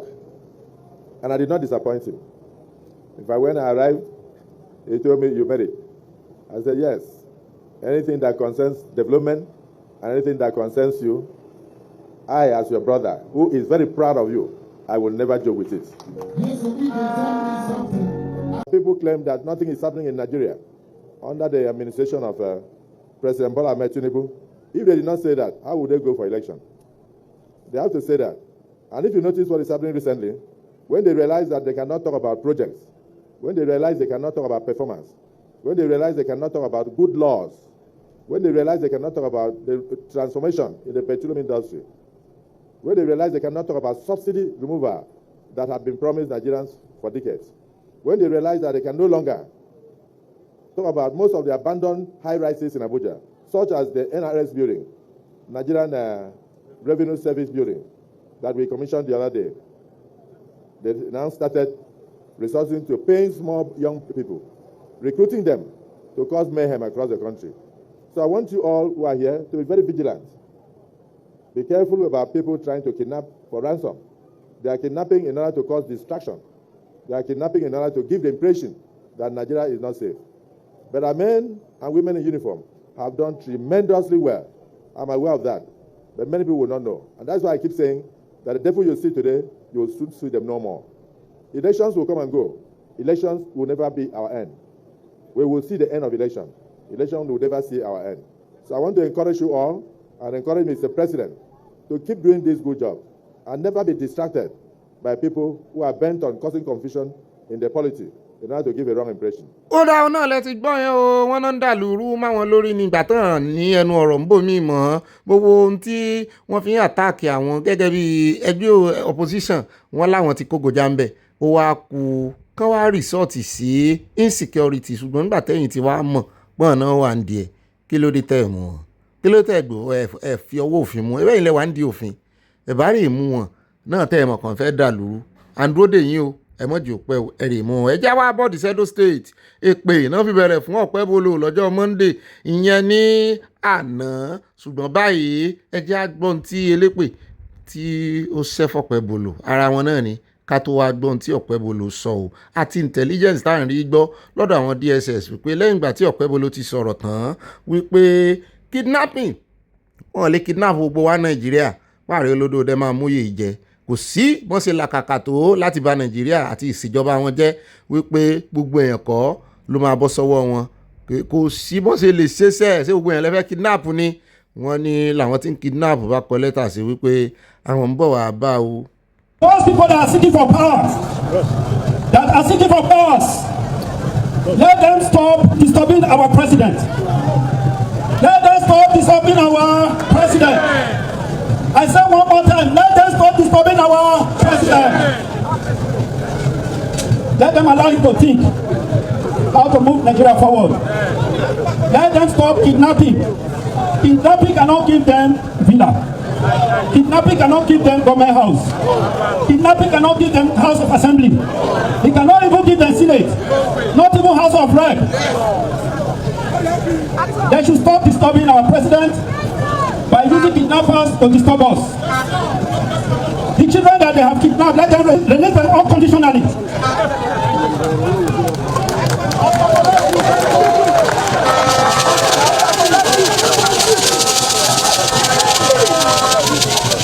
Must you kidnap people to make statements, to let people know that you are there.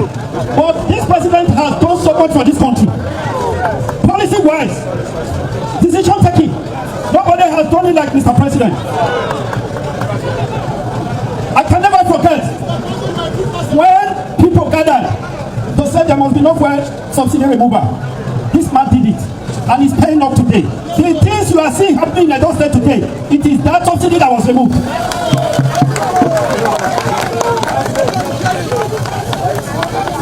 Because of this, what Mr. President is doing for our country, what Mr. President has done for Edo State and other states in Nigeria, here we say President less than 2.5 million votes. Is that not what we said?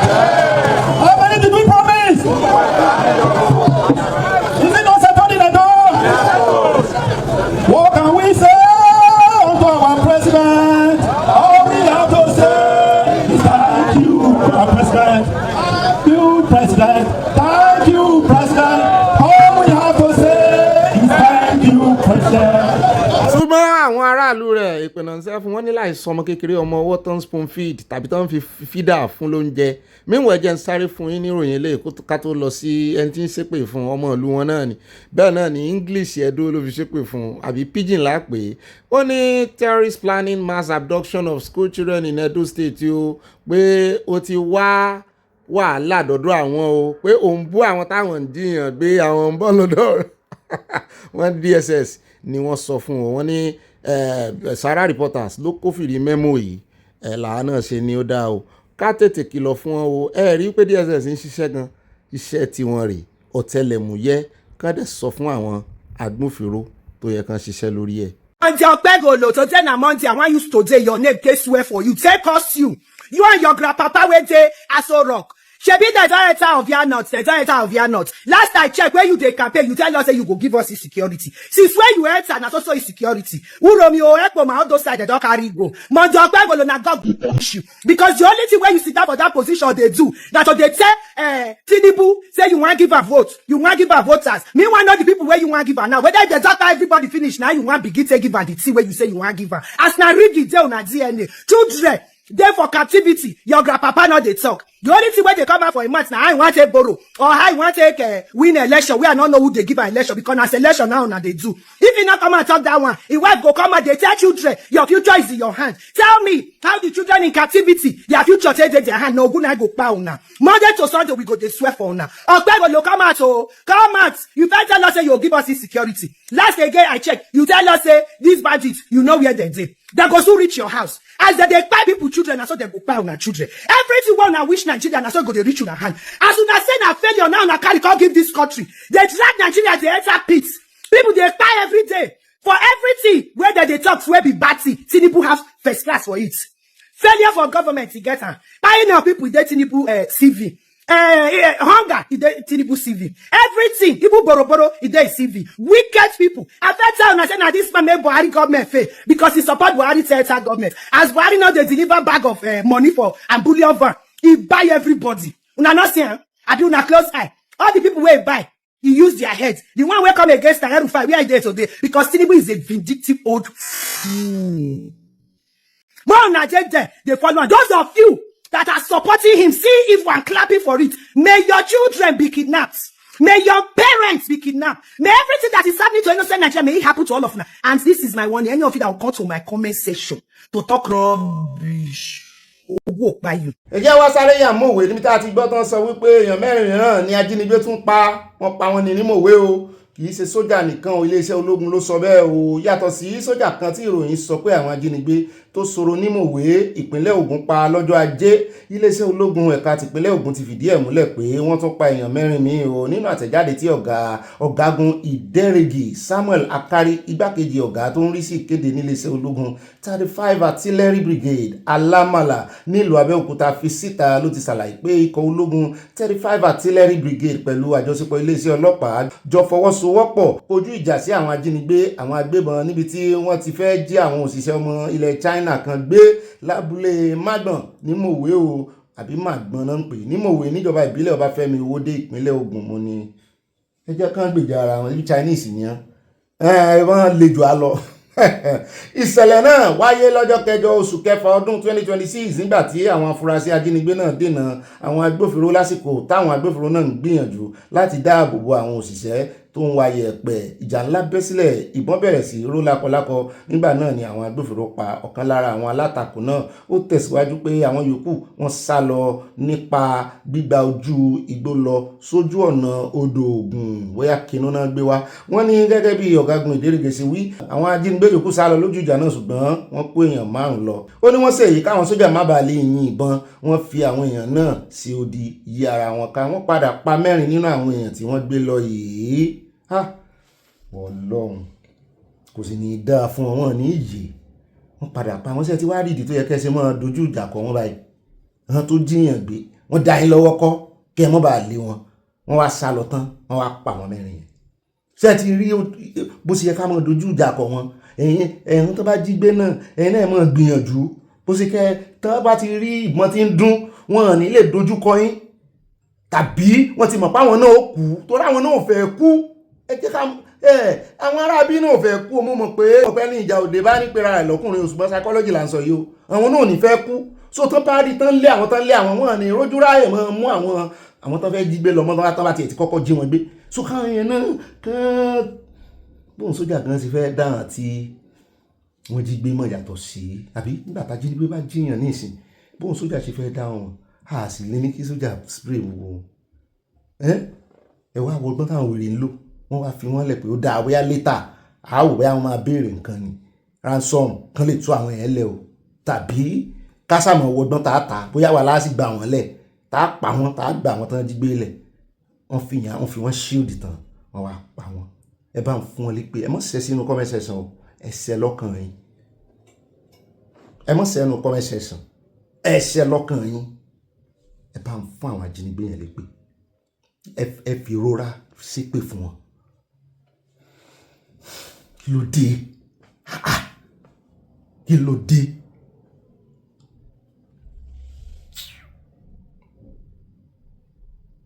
Àìmọye ìròyìn ni mo máa ń ṣẹlẹ̀ ní ìsìn nígbà tí èèyàn bá ń ṣẹ́gi jojúmọ́ bá a bá sì tún ṣẹ́jú náà ó dàbẹ́ nípa àfẹ́ àwa náà là ń fẹ̀sùn kan àwọn iléèwé ìròyìn ńláńlá pé àwọn ìròyìn kan wà tán kì í gbé ṣé kò ti wá dójú ẹ̀ báyìí. ìjà sáré yà lọ́dọ̀ Blessing CEO wọ́n ní ẹjọ́ rẹ̀ ti bẹ̀rẹ̀ trial rẹ̀ ti bẹ̀rẹ̀ 69.1 million naira fraud ẹ ti rántí tó ní òní jẹjẹrẹ ńgbà náà. Wọ́n ní popular Nigerian social media influencer Blessing Okoro also known as Blessing CEO wọ́n ní ó ti wá tún wọnú fresh trouble báyìí double wàhálà for everybody gẹ́gẹ́ bí àjọ EFCC bí wọ́n tún ṣe wọ́ lọ ilé ẹjọ́ again and again on top accused of 69 million naira ó ṣe mọ̀gòmọ́gò. EFCC sọ lórí ẹ̀rọ agbágbé wọn lánàá ní ọjọ́ Tuesday ọjọ́ 9 oṣù kẹfà nínú ọdún yìí wọ́n ní wọ́n ti gbé Blessing CEO lọ sí ilé ẹjọ́ lẹ́ẹ̀kejì o wọ́n ní ẹ̀sùn méjì náà wá fi kàn báyìí o tó ní í ṣe pẹ̀lú wípé ó gba owó on false pretense ó sì tún jí owó tó tó 69 million naira. wọ́n ní ibẹ̀ náà ti wá fi léde wípé Federal High Court ní Ìlẹ́kọ̀ọ́ náà wọ́n ní wọ́n grant ẹ̀ ní bẹ́ẹ̀lì torí wọ́n fẹ̀sùn $26,000 wọ́n tún fẹ̀sùn $26,000 míì kan ìyẹn 36 million naira ló jẹ́ nígbà tí wọ́n ṣe exchange rate ẹ̀ wọ́n lẹ́sùn àkọ́kọ́ fi kàn níyẹn ṣùgbọ́n ní ìsìn wọ́n ní àwọn tó gba owó lọ́wọ́ wọn tó jí lówó wọ́n ní wọ́n tó ti ń jáde wọ́n ní ẹ̀sùn méjì míì wọ́n fi lé ẹ̀sùn rẹ̀ wọ́n ní kó máa jẹ́sùn lọ wàhálà àgbò ní ọ̀pá láìsí wọ́ta gbogbo yanyan tán máa ń ṣe lórí ẹ̀rọ àgbàgbé celebrity rọ àṣírí wọn ti tú náà ní ríjù báyìí lọ́nà abala ti Sanawole bá a bá dénú àkójọpọ̀ ròyìn a máa fẹ ìyókù lójú ẹjẹ́ ń pe àyáwọlé ṣé mi ò mísì ròyìn kankan àyá nígbà ẹjẹ́ ń pa àyáwọlé kó wá gbé wa débẹ̀ nù abala ẹ̀yìn olólùfẹ́ abala comment section àròjọ mùsùlùkùn àyá mùsùlùmí. mo máa dẹ̀ tún kí n káàbọ̀ sínú abala ẹ̀yìn olólùfẹ́ wa abala comment section mọ́mí yẹmí ìgènà bá a síde ètò wọn ní bóyá àwọn pásítọ̀ yìí kì í gbọ́ ìròyìn àbí ìdí mìíràn wà tí wọ́n ṣe ń wọnú igbó lásìkò yìí ó ga o. àti màámi mu ti lọ́la kọmọláfẹ́ wọn ní bọ́bí orí àwọn tí ó wọ igbó lọ ń gbàdúrà wọn lórí wọn ti dàrú ọmọ mi ilé ìpọ̀ wọ́n ní ara àwọn wòlíì èké wọn ni o wọ́n ní àyà ṣé ojú ṣẹ̀ṣẹ̀ mọ́ àwọn bàbá ilẹ̀ Yorùbá wọ́n ní ọpẹ́ o ó wá tán po ṣùgbọ́n kò ní kàn wá lórí ìkànnì yìí o láṣẹ Ìdùmarè Bobby òyìn kan ṣọláńkọ ó wà bí ẹwà ó wà o mi fún sẹ́ẹ̀rì wọn tẹ́lọ̀ ọ̀bùsíà bẹ́ẹ̀ náà ni àgbẹ̀ṣẹlẹ̀ màmí ní ọba Ṣọ̀ún of Ògbómọ̀ṣọ́ ní ọba Ògbómọ̀ṣọ́ ṣeun ó sápá lórí lánàá ni bọ́rọ̀ bá ti ká mi lára báwọn ọmọ ká ló lò ní. bẹ́ẹ̀ náà ni mọ́mí tún iná rí wọn ní kó lọ kó àwọn fámìlì rẹ̀ sínú fully air council náà UKSCP Àbújá. àti Gbẹ́ngà Ọláìyá mọ́mí Cypriano wọ́n ní èṣù is not Satan wọ́n tẹ̀ mọ́ wa létí o wọ́n tẹ lọ́ọ̀síà bẹ́ẹ̀ náà ni mọ́mí Grace Olùṣòótọ́ wọ́n ní òbí àti ń sọ tipẹ́tipẹ́ pé kí wọ́n máa wọnú ọkọ̀ tírélà ọkọ̀ bọ̀gìnì tí wọ́n bá ń gbé káàkiri títí dé ọkọ̀ Dangote bàbá wọn nítorí wọ́n ní ohun tí wọ́n fẹ́ ṣe lórílẹ̀ Yorùbá ṣé a máa wò wọ́n níran títí wọ́n fi máa gba ilẹ̀ wa ní Yorùbá nation no going back. mọ́mí tó iná rè wọ́n ní bàbá jẹ èso eyín kan àwọn ọmọ wọn bẹ́ẹ̀ náà ni mọ́mí Grace Olùṣòótọ́ wọ́n ní ibà lábàrò ibà àti ìyọ̀lẹ̀ sọ́lọ́n lọ́rùn ibà allegedly reportedly ibà Sanawole akéde ìròyìn fún orílẹ̀-èdè Yorùbá káfàtà àwọn mi kì mí délẹ̀ wọ́n tún bá ń bẹ pẹ́nápù sí mọ́mí Alhaja Modina Solomon wọ́n ní ramsey tí wọ́n ń gbà náà nìyẹn o mọ́mí fẹ́ kọ ransom ó sì ti fẹ́ sá lọ lórí tèmi náà ransom tí wọ́n ń gbà nìyẹn o they are so bold to display them aláti wọ multiple chance. mọ́mí lùjẹsà Elizabeth oyè ní yàrá bàbá mi sí kọ́líbẹ̀ wọ́n ní Ọ̀gbẹ́ni Bobby èrè amómi jẹyìn wọ́n ní ìbáka síwájú happy birthday to mọ́mí Àníkẹ́ more celebration wọ́n ní fún yín wáìnì o wọ́n tẹ love sí in good health and all round blessings ẹ kú iṣẹ́ o ọkọ̀ àwọn ladies yóò máa ju yín ṣe o wọ́n tẹ love sí mi nìkan láti Texas àyàtì ẹ̀ ń bọ̀ lọ́nà mo rí nǹkan ọ̀pá nodò and nation no going back bẹ́ẹ̀ náà ni Alhaja Modina wọ́n yan Ọlọ́run ṣàánú wọn o àmì o kò ṣàánú gbogbo wa. mọ́mí Josephine Aláwìyé wọ́n ní ẹnu dùn ró fọ agara ọwọ́ ó ṣe é dáko ó ṣe é gíko a ó máa retí àtúnṣe kì í ṣe òyìnbó ìrégbè o kán yẹ wá sọ gírámà fún wa wọ́n ní iná kedere là ń fẹ́ o iná mọ̀nàmọ́ná Oòduà nation no going back soon ẹ̀sán tẹ́lẹ̀ ọ̀sẹ̀ àti nǹkan panu. mọ́mí Eunice Fáláyé mo ti dọ́dọ̀ yín wọ́n ní tọ́wọ́ bàtà láṣejù pípa ni ẹ pa káró ń fi jẹ̀bà lọ́la ìdáríjì kò sí nísàkó bí adìyẹ bá dà wà lóògùn nù ká fọ́ lẹ́yìn ni èyí kéyìí nínú àwọn ọmọ wọn tí ọwọ́ bá tẹ̀ kó gbọ́dọ̀ lọ lálàáfíà rárá Oòduà nation no going back wọ́n tẹ́lẹ̀ ọ̀sẹ̀ láti Canada òbí táwọn olórí wa sùn àdé bẹ́ẹ̀ náà ni mo ti dọ́dọ̀ mọ́mí Àdùnní Ayọ̀lá wọ́n ní Yorùbá nation no going back o wọ́n tẹ lọ́ọ̀rù rẹpẹtẹ sí a o. àtẹ̀lẹ́ àmì ọ̀wọ́n tèmi nìkan gbígbí ìgbìláyà mi tí wọ́n ní happy birthday mọ́mí wa Àníkẹ́ ò ní fàìsàn lògbà mi ò ilé yín kò ní dàrú we love you my yes we love you very well. mọ́mí Abọ́láńlé Ògúndọ́lá àwọn busy nìyẹn o 3 lines ni mo rí wọn ní òbí àyà my love you're welcome to today's program God is at your back he will keep you moving love from Mama Dollar ìfẹ́ àìlópin we love you to mọ́mí mi àtàyà. àtọmọlẹ́wà Adéṣọlá mọ́mí dáadáa àwọn ní Ọ̀gbẹ́ni Bobby ìbá ganu sí ìbá gbé wa débẹ̀ ìbá Kùndùsì ìbá sojú abẹ́ǹkó àti ìbá kéde Oòduà nation káfàtà the Lord will continue to strengthen you and bless you in Jesus name amen. ẹ bá ń kó owó nǹkan tán kó wá ìwọlé ẹ bá ń mú ìfẹ́ orí ẹ̀ kí n lẹ̀ máyà. mọ́mí Yẹmí Gè wọ́n ní èso àjàrà ní o bàbá jẹ èso àjàrà èèyàn ọmọ kan Màámi Stella Odele, màámi inú ẹ̀mí, wọ́n ní Ọ̀gbẹ́ni Bobby ẹ̀kalẹ̀ o, ṣé ni mò ń ṣe bẹ́ẹ̀ ṣe ń ka ìròyìn yìí pé kí ni ìlú wa dà mọ́ wa lọ́wọ́ báyìí àbí orin wo la fẹ́ kọ sí ìṣẹ̀lẹ̀ tó ń lọ báyìí wọ́n fi bẹ̀rẹ̀ náà fi parí ọ̀rọ̀ Nàìjíríà. Mo rí ìfẹ́ aláìlábàwọ́n tẹ́ ẹ fi ránṣẹ́ sí wa o lórí ìkànnì yìí. Mọ́mí Stella Ogunbàjò wọ́n ní happy birthday to you mọ́mí wa Àníkẹ́ ẹ̀ sọ̀pọ̀lọpọ̀ ọdún láyé igba ọdún kan Ọlọ́run á fún yín ní àlàáfíà ẹ̀ ní fàìsàn lùgbàláyé lórúkọ Jésù àmì dádì ẹ̀ bá ń jíṣẹ́ fún mọ́mí gbogbo àdúrà yìí o. At mọ́mí Anamsu wọ́n ní mọ́mí Àníkẹ́ happy birthday to you ma many more years to celebrate in the land of the living. God Almighty will bless you massively with all blessings in Jesus mighty name amen. Happy birthday wọ́n tẹ love sí yín àti nǹkan panu. Mami Adésọlá Ọládèjì wọ́n ní ọpọlọ òbí ó ti yìn nítorí ipò president. Sẹ́rí ọ̀rọ̀ ẹnu màmí mo mọ́ dúró dè ní. Mòró mú bọ̀ olílù mi dá oya mòró mú bọ̀ wọ́n ní Ọ̀gbẹ́ni Bobby mi tó tọ́ my darlington ẹ kú iṣẹ́ orílẹ̀-èdè Yorùbá o no matter the matter Yorùbá nation must come wọ́n jójó ayọ̀ wọ́n tẹ̀lé ọ̀síà no matter the matter. Màámi jù lámbà ọ̀rọ̀ bẹ́ẹ̀ náà ni at Florence Ọlábísí mọ́mí ní God bless you and your family Ọ̀gbẹ́ni Bobby àmì ò mú mọ̀ wípé kí ọdún yìí tó parí gbogbo àwọn àyàtọ̀lá Nàìjíríà àti ilẹ̀ Yorùbá tí wọ́n gbàbọ̀dẹ̀ tí wọ́n tún ṣe àtìlẹ́yìn àwọn agbésùnmọ̀mí tí wọn kò jẹ́ kí ilẹ̀ Yorùbá nísinmi lórúkọ Jésù ikú gbígbó náà gbogbo wọn máa kú àṣẹ́gun àṣẹ wá. Màámi mo súnmọ́lá olúwo tèmi nìkan wọn ní Bobby mi gbogbo àgbáyé ló mọ ìran Yorùbá ní ọmọlúàbí kí wọ́n tó kó àwọn ọmọ àlè sáàrin wa mo mọ̀ pé bàbá wa onírìṣà kí wọ́n túbọ̀ mo pé bàbá wa onírìṣà kí wọ́n túbọ̀ bá wa kígbe sí àwọn ọba tó kù olódòdó jọ̀ọ́ má gbàgbé ilẹ̀ Yorùbá o wọ́n tẹ lọ́ọ̀ sí a mo rí kiwi combination kiwi àti pineapple juice máa dùn bẹ́ẹ̀ ni ẹ̀mọ́ mi Oyèmí Sàláù wọ́n ní mo kí yín Ọ̀gbẹ́ni Bobby àti gbogbo ẹbí aláyọ̀ màmá wa ọlọ́jọ́ ìbí á ṣe ìsàmọ́dún máa ẹ̀ṣẹ̀ ọ̀pọ̀ ọdún ní ẹ̀ṣẹ̀ Èdùmàrè wọ́n tẹ lọ́ọ̀ sí yín ohun òmù kankan ń bẹ̀ ẹ̀ ká o tó bá pé ẹ̀jẹ̀ mọ̀ ẹ̀yin lẹ́ni. At Bumi Crystal èmi mo ní gbogbo òfẹ́ ilé yìí 1 2 3 4 5 6 7 8 9 mẹ́sàn-án ni mo kà ó pé mọ́ mi wọ́n fi jíṣẹ́. At Olúyẹmísí Abégúndé wọ́n ní òbí Ṣọ̀ún ní ọba Ògbómọ̀ṣọ́ mọ́ dán lóhùn inú ló bí mi lánàá.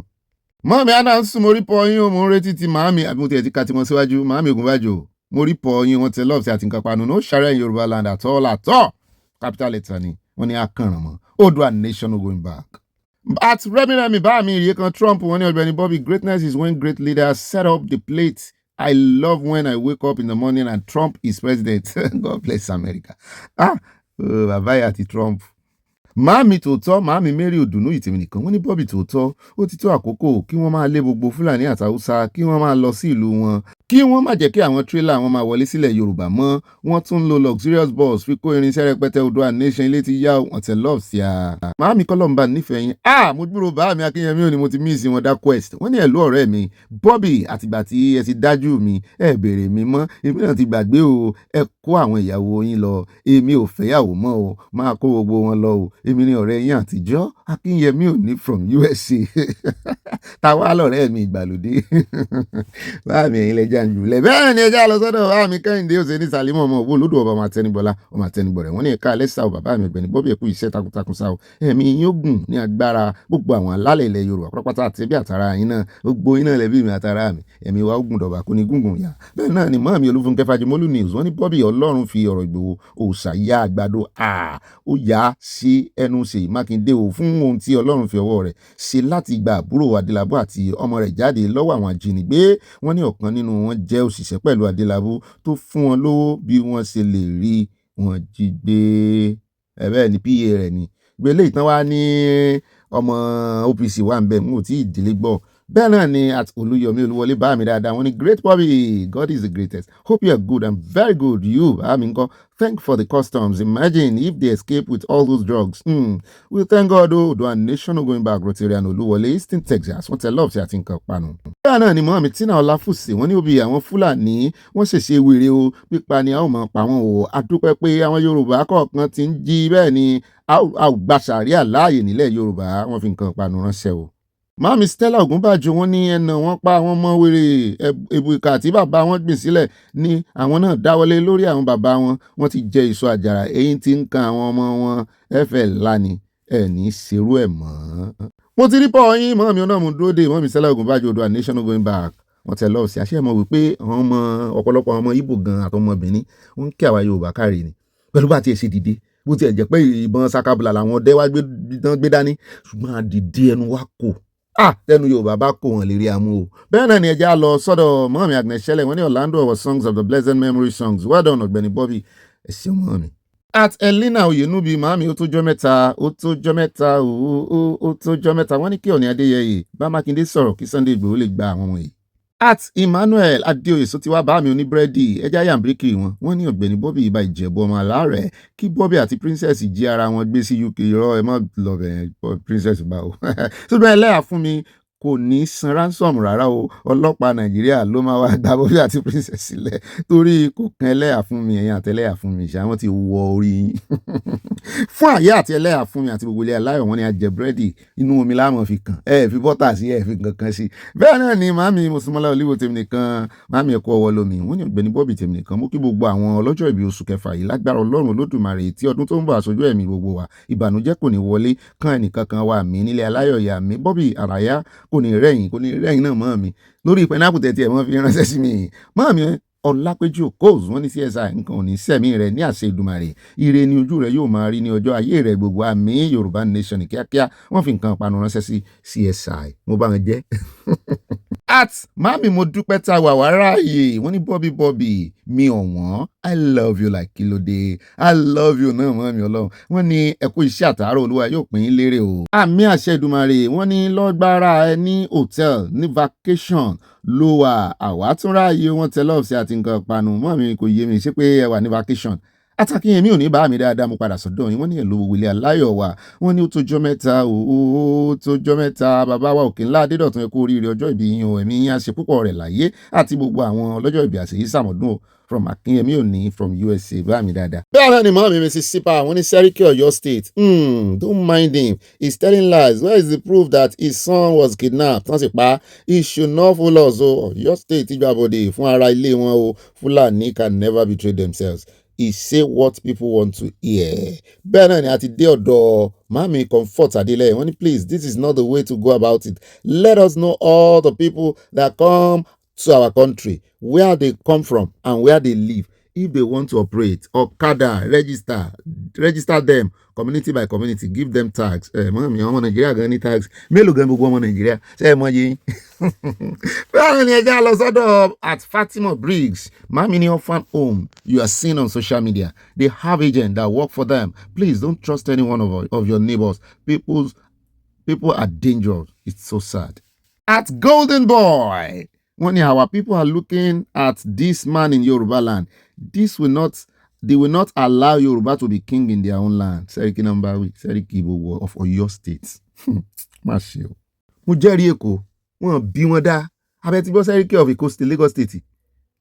Wọ́n lè wà náà o. Ẹ jẹ́ lọ sọ́dọ̀ Àtòlúyẹmísí Abẹ́gúndé mọ́mí ní ẹ̀ka alẹ́ o. Obi, France did not celebrate terrorism like Nigerian government that will sew cloth for them, give them money and celebrate with rehabilitation. Imagine.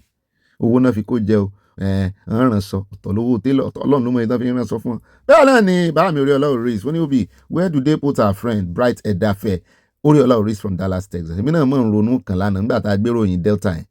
At Mississippi Power wọ́n ní I knew Fulanis will use Peter Obi. If Peter Obi become president his own will be worse because Fulani will be controlling him. Màámi Ọlápẹ́jú Okòs wọ́n ní Ọ̀gbẹ́ni Bobby more wisdom kò ní bàjẹ́ fún ẹ láti ṣe Èdùmàrè àmì àṣẹ Èdùmàrè kò ní bàjẹ́ fún ọmọ yín náà o nothing do you bro. Mami Dolapo Kings, Mr. Bobby, how you dey? I dey alright, mami, how you dey too? Wọ́n ní peace, àlàáfíà fún gbogbo wa. Àtọmọlára wọ́n ní Obi ẹ kú iṣẹ́ takuntakun màámi mi náà kí yín Ọlọ́run yóò máa sọ agbára yín dọ̀tun àmì o. Wọ́n ní ibo la bá ara wa ní Nàìjíríà báyìí. Wo bí àwọn bandits ṣe lé owó kalẹ̀ sí orí agbágbé. Ṣé àwọn agbófinró kò lè mú wọn ni? Èyí kò bójúmu rárá. Wọ́n tẹ́lẹ̀ ọ̀sẹ̀ bá mọ́gẹ̀dẹ̀ àyà ìwọ náà mú kejì. Watermelon méjì náà ni mú kan bẹ́ẹ̀ kémi náà mú kan. Láti Canada ló ti wá. Bẹ́ẹ̀ náà ni báàmí Kẹ́hìndé Òsè ní Sàlímọ́ wọ́n ní bàbá wa onírìṣà Yorùbá Nation nìkan ṣoṣo ló lè gbà wá ìran Yorùbá sílẹ̀ nínú gbogbo rádaràda yìí o tàbí state police ní kíákíá. At Abdidamakafia mo ṣẹyẹ mi ò béèrè bàbá mi yìí ẹ kújọ́ mẹ́ta ẹ má bínú ṣé ó ní ìdí kí wọ́n ṣẹ̀ṣẹ̀ máa sọ pé owó ransom ni wọ́n fi ra nǹkan ogun tí wọ́n fi wá ṣe iṣẹ́ láabi wọn àwa ni à ń fi ọwọ́ wa ara ikú tí ó ń pa wá o eléyìí tó jẹ́ wípé kò yẹ kí a máa san ransom fún àwọn agbésùnmọ̀mí bí kò ṣe wípé kí a dojúkọ wọ́n ń ṣe ló yẹ kí àwa Yorùbá jí báyìí pẹ̀lú gbogbo nǹkan tó ń ṣẹlẹ̀ nílẹ̀ Yorùbá. Àtolúfúnkẹ́ Fájimólú News wọ́n ní ìwé ìròyìn Aláròyé ló sọ pé àwọn ọmọ ẹgbẹ́ OPC wà nínú wọn o alẹ́sẹ̀ ló kọ́ olóró níṣẹ́ ní 2022 ní gbogbo ìgbà ni àwọn ọlọ́pàá ti máa ń tú olóró sílẹ̀ olóró Fádèyí olóró ní Ìgbòho ṣe fa iṣẹ́ náà lé àwọn ọlọ́pàá tó wá láti Àbújá lọ́wọ́ abẹ́ẹ̀rí inú wa ń bí wọn fẹ́ dákọ̀ Ìgbòho sí àbí wọ́n mú wọ́n túlẹ̀ wọ́n mú wọ́n túlẹ̀ wọ́n fẹ̀sùn kàn ìyẹn rè dáhùn kí wọ́n wá tó fi tó ọlọ́pàá Ọ̀yọ́ létí Ṣèyí Mákindé ó ti assemble drones rẹ̀ tán kó lọ gba àwọn ọmọ aláìníyàn jáde. At Anointed, one greetings Ogbeni Bobby and Aya. Bandits will always be bandits. Their job is to unleash terror on innocents. No amount of peace deal can revive Nigeria, Yoruba nation. Ti dé láṣẹ Olódùmarè àṣẹ wá. At Mary Asipriano mi ọ̀wọ́n. Lọ́wọ́ àlàbẹ́ Gbénga Ọláìyá ẹ̀. Wọ́n ní Bobby ọkọ mi. Ọ̀dọ̀ Gbénga Ọláìyá lẹ́yìn rí ìsún àbí. Ẹ mọ̀ wọ̀rí. Ẹ ká lẹ́sà. Báwo ni iṣẹ́ lè ní àtẹlẹ́yà orí ló ní ọrùn. Èmi ló ní Bobby for life. Mary Asipriano. Mo yá abú ẹ̀rìn. mo yá lúkèwé Màámi Mary Odùnú ìtẹ̀mí nìkan wọ́n ní Bobby mi iná ò gbìyànjú lọ́dọ̀ tiwa níbí o iná electricity ní Olúwa ló ní ẹ̀mí wa ń bí o ara wọn ni wọ́n ń pín owó fún onígbàgbọ́ ò lẹ́nu ọ̀rọ̀ nínú ìlú ní gbogbo ọ̀nà ní ìjọba fi ń fún ará ìlú gbẹ bí aṣọ Oòduà nation ní ọ̀nà àbáyọ kúrò lóko ẹrú oorun ayọ̀ la ó sùn ò bẹ́ẹ̀ ni 2:39 AM mọ́ mi ẹ̀ sì jí lẹ́ẹ̀na ẹ mọ̀ wọ̀rí èmi mo fà á. Adebayo Adedigba, good evening, dear brother. Bobby, continue with your work. May God remember you and your family. I'm Olamide Motors from Kutonu. Ẹ bá wa kó mọ́tò wọlé. Ẹ mọ̀ ta o, ẹ mọ̀ rí ìtajà ṣe o. Bá mi Lámìdí, wọ́n pàṣẹ ìparun fún àwọn wèrè ní ìsìn. Ẹ mọ̀ gbọ́, wọ́n ní ọmọ kóòtù òjíire. Alálẹ̀ odò ẹ̀dìdì, ẹ má sùn ẹ bá wa pàṣẹ àṣìṣe ìparun fún gbogbo àwọn ọ̀tá ọmọ Oòduà. Yorùbá ilé Oòduà national. Now, wọ́n gbádùn bàbá mi. Ọlọ́run ó sì pa wọn run. At white team olórí ọ̀dọ́ gbogbo wọn ní àyà àti ibà Bobby tiwa ẹ káàbọ̀ sí dáadáa lẹ́dẹ́ àti ń retí rẹ kí Olúwa bùkún gbogbo àṣẹ wá sí àdúrà òní o nípa àwọn àgbésùmọ̀mí àṣẹ ti gùn wọn ní rójú ráàyè. Bá mi òkè láàdé dọ̀tún mo ti dọ́dọ̀ wọn lólùkọ́ mi Bobby ènìyàn láṣọ mi ènìyàn láṣọ mi bí mo bá bojú ẹ̀yìn bí mo rí Bobby mi olùkọ́ mi pẹ̀lú àwọn bàbá mi àtàwọn ìyá mi tó wà lórí ìkànnì inú mi adùn ara mi ayá gágá.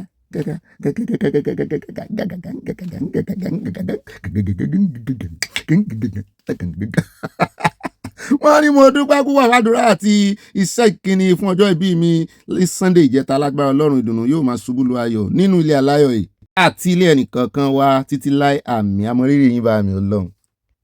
Adébẹ̀rọ̀ Kẹ́hìndé mo mí sí yín o wọ́n ní sí àwọn Fúlàní báńdíìtì ránran wọ̀nyí ni wọ́n máa ná owó wọ̀nyí hàn ní o níbo gan ni wọ́n ti fẹ́ ná àti ìgbà wo gan ni wọ́n fẹ́ lọ ná ibo náà ti fẹ́ lọ sí exchange rate ẹ̀ gan tí ìbá ṣe Nàìjíríà náà ti fẹ́ ná sí ó dẹrù wípé àwọn gómìnà àtàwọn olórí wọn nílẹ̀ Haúsá ò mọ̀ nípa ajínigbé tó ń ṣẹlẹ̀ lórílẹ̀‐èdè yìí ṣá èmi náà ń wo bàá mi tó owó tán lélẹ̀ gómìnà mi ò ní o nítorí àwọn báńdíìtì wọn yìí ò lè rojú ra ìnáwó yìí wọ́n ní ó tọ́ ni àwọn wèrè yẹn ló máa ná wà lẹ́yìn wọn. At Kemu Blonsky wọ́n ní ẹ lè lo àfẹ́ẹ̀rí lọ́kọ́ àwọn ọmọ yẹn nínú igbó tí wọ́n wà kábà lè mọ̀ wípé oògùn abẹnú gọ̀ǹgọ̀ yẹn ń ṣiṣẹ́ lóòótọ́ ẹ má jẹ́ ká máa fi ẹnu lásán ṣe o ẹ jọ̀wọ́ o wọ́n ń bẹ̀ yín ni o. Mami Florence Alade wọ́n ní ibà Valentino ibà Sanawole ibà ìbọ̀bọ̀ ibà sílálàyé ibà pàpàparadà àtàyà ikú iṣẹ́ òní o Ọlọ́run yóò fi ogun ẹ̀yìn jà àwọn Fúlàní àtàwọn òṣèlú wọn yà mí join together ní Oòduà nation no going back níbi tí àyè kò ti ní gba sàríà CSI máa bá sẹ́rẹ̀ lọ God is on your side wọ́n tẹ lọ́ọ̀ síyàn àti nǹkan panu mo fi jíṣẹ́ o ẹ̀ka só pé o CSI bẹ́ẹ̀ náà ni ibà Kudirat Wahab wọ́n tẹ lọ́ọ̀ sí a mo rí pineapple mo rọ́ gẹ̀dẹ̀. Àtibá mi mo rí Adéyẹmọ wọn ní òbí àwọn pásítọ̀ yìí kí gbọ́ràn rárá o bákan náà ni ọ̀pọ̀lọpọ̀ àwọn tí ń gbàdúrà yìí kò nífẹ̀ẹ́ ara wọn o tí àwọn terrorist bá débẹ̀ yẹn sàárà Fúlàní ni gbogbo wọn o. Ebi orí àwọn Nàìjíríà náà máa sunkún sí wọn ní kíjọba kó wa kan wá fi sí ransom bẹ́ẹ̀ náà ni bá mi rábẹ́ ọlọ́pàá wọ́n ní the Seriki Fulani of Oyo State another Seriki Fulani of all Yoruba land is sighted or seated within the Yoruba land somewhere. Wọ́n ní èmi ò sọ wípé kí Gàmbàrí kó má sun rárá o kó sàmá ti kí ìdílé bàbá mi. ayé mi o. Atfọ́mẹ́tì ẹ̀bùrẹ́dì ẹlẹ́hàmí ọ̀wọ́n wọn ní ibà gbélulẹ̀ ọkọ mi ẹ̀ má jẹ́ kí Miriam Cipriano jíyín gbé o. I can't love you less baby, I love you baby. At unique baby girl wọ́n ní gbogbo ìlú yẹn ti dorí kodò ìbànújẹ́ lójoojúmọ́ very shameful ìlú tó súnmọ́ná tó jìnnà sí àlùjànnà brain wọn ti set ó ti set báyìí orí wọn ti ń pé. At Sunday akíndùn bí wọ́n ní olè ni wọ́n.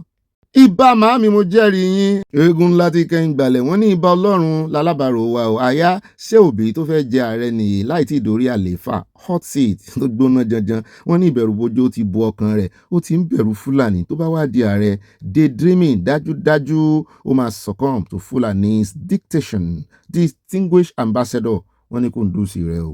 Bẹ́ẹ̀ náà ni báàmì rábẹ̀ ọlọ́pàá dé wọ́n ní having bulletproof SUV cars is not an issue at stake. We have a lot of people under the hostage of bandits. How to get all these people out should be our concern. Ibà màámi mú padà dọ́dọ̀ yín wọ́n ní ibà ti yọ̀lẹ́ sọ́lọ́run lọ́rùn bẹ́ẹ̀ ni àyà àti kẹrun mérò sẹ́ríkì Fúlàní fún gbogbo ìpínlẹ̀ Ọ̀yọ́ gbogbo ilẹ̀ káàárọ̀ oòjíire ni wọ́n wà káàkiri ọ̀nà àbáyọ kan ní tí a bá gba orílẹ̀-èdè tuntun Oòduà nation gbogbo àjòjì pátá ẹ kẹrù yín ó dìgbà ó dìgbére imagine fẹ́ sẹ́ríkì Fúlàní nínú orílẹ̀-èdè Yorùbá nation kò possible kò pọ̀. Mami Comfort Adele, when this man can never be a good president. When he's just speaking with both sides of his mouth, he thought by that he can win the hearts of the Fulani. Definitely, if he wins, God forbid, he shall be the errand boys of Fulanis. Yoruba nation going back. Once I love the Yoruba nation, lo alálàáfíà tó ti dé tán. Báàmì Adébẹ̀rọ̀ Kẹ́hìndé, wọ́n ní no serious government will negotiate with terrorists. At Isaac Strong Tower, the outrageous acquired $12 billion worth of ammunition less than 48 hours ago. Nigeria should prepare to welcome more escapee terrorists from Burkina Faso. So sad. Torí yóò dáná ya wọn bẹ̀. Ibi tí ó bá tutù sí ní ọ̀pọ̀lọ́ ń bá sí. Mọ́mí Tóyìn Nọ́rì wọ́n ní Obi that was crying like a baby when he lost election. Cry presidential candidate. Ó dá o ẹ káàbọ̀ padà o èmi náà ti ń retí yín ibà funfun lẹ́yìn ń su ibà ti yọ̀lẹ́ sọ́lọ́run lọ́rùn ẹja mọ̀ mú níkọ̀ọ̀kan ìjèjì gbogbo bí tá a ti mẹ́nuba nu abala kò rí ìròyìn àwa àfẹ́ lójú àwa lẹ́yìn ẹ jókòó déédéé ẹ jókòó dáadáa ẹ wá nǹkan panu ẹ wá kọfí tútù ṣòro òmù Nàìjíríà bóun wẹ́dà yín Nàìjíríà nìsín bẹ́ẹ̀ náà ni kẹ́ ẹ wá nǹkan fẹ̀rífẹ̀rí ni kẹ́ ẹ wá nǹkan panu ẹ mọ̀ jẹ̀bà ẹ mọ̀ jẹ fùfú ẹ mọ̀ sì jẹ yán mo jẹ́rìí àwọn ará Èkìtì àtòǹdó iyán ni ẹ sì lè jàmàlà ṣùgbọ́n ẹ mọ̀ jòògùn fe ẹ kàn nìkan bá yín wẹ́jà sí ẹja onípẹ ni o ẹ má jẹjà tí ò ní pẹ o yóò yá kò ní yẹ ẹ lẹ o ẹ wá nǹkan jókòó lé bẹ́ẹ̀ náà ni ẹ bá fi ránṣẹ́ ọwọ́ tó dilẹ̀ bẹ́ẹ̀ ṣe ń fi ọwọ́ ọ̀tún jẹun ẹ máa fi ọwọ́ àlàáfíà tó dilẹ̀ ẹ máa bá fi ránṣẹ́ sáwọn olólùfẹ́ yín ẹ kàn mọ̀ wípé ìdílé aláyọ̀ kan wà níbi tí Ọlọ́run ti fi tayọ̀tayọ̀ àtòdodo gbé wa kalẹ̀ níbi tí Ọlọ́run ti ní ká mọ̀ sọjí ayé wa ká mọ̀ lo àyínípadà fáwọn aláìníke pé ká mọ̀ sọ òótọ́ fáwọn tí ń parọ́ fún wa wọ́n pé ká lo ọgbọ́n ejò fún ejò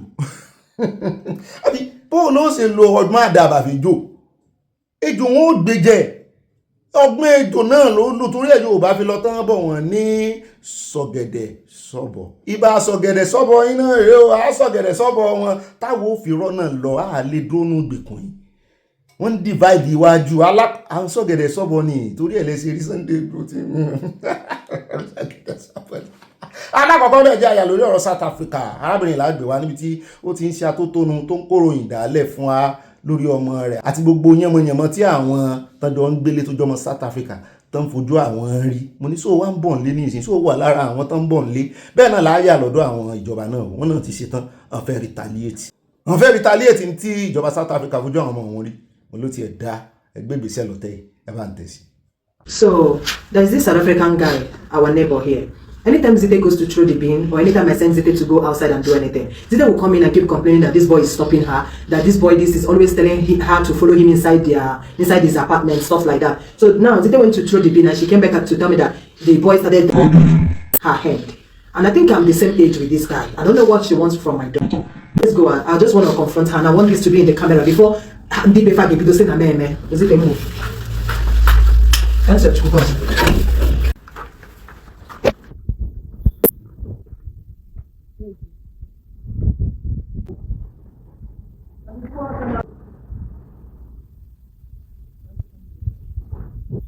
Kamsi, are you recording? Yeah. Why are you recording? I'm recording for you people. Why I'm recording you shouldn't be the issue.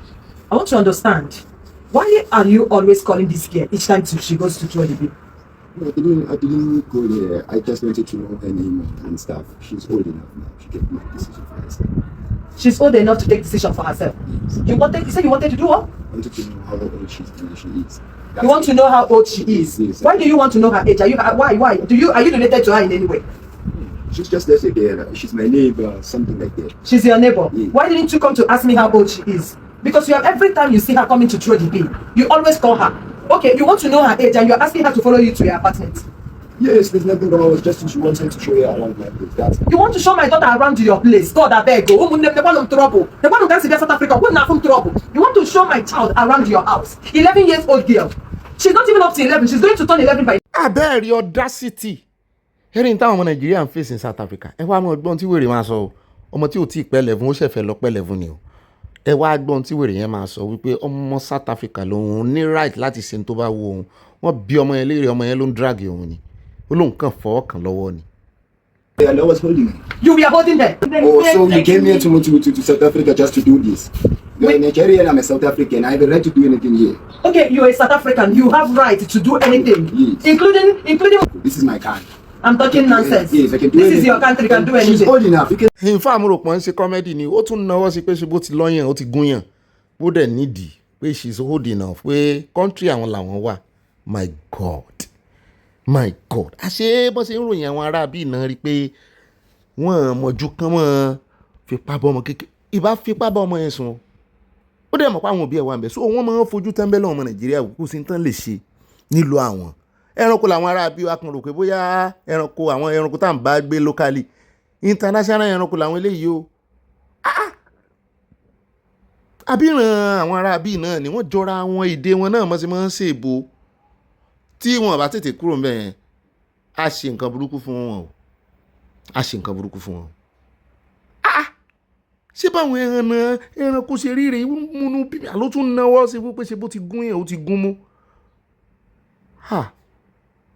Ìjọba South Africa ṣé àwọn ẹranko tó ń ṣe ìjọba lé lórí rẹ̀ kí lè oh my God. Àwọn Arab mo rò pé ya wèrè tó yí o. Àṣé àwọn tá a ja ìjà kínní fún rẹ̀ apartheid. How did you arrive here? Okay, are you immigration? Are you working with immigration? What is your business how I got here? What is your business? Are you working with immigration? You think you're a South African? She's also a South African. Even if I'm not a South African, she is a South African because she was born here. Please respect yourself. Don't ever.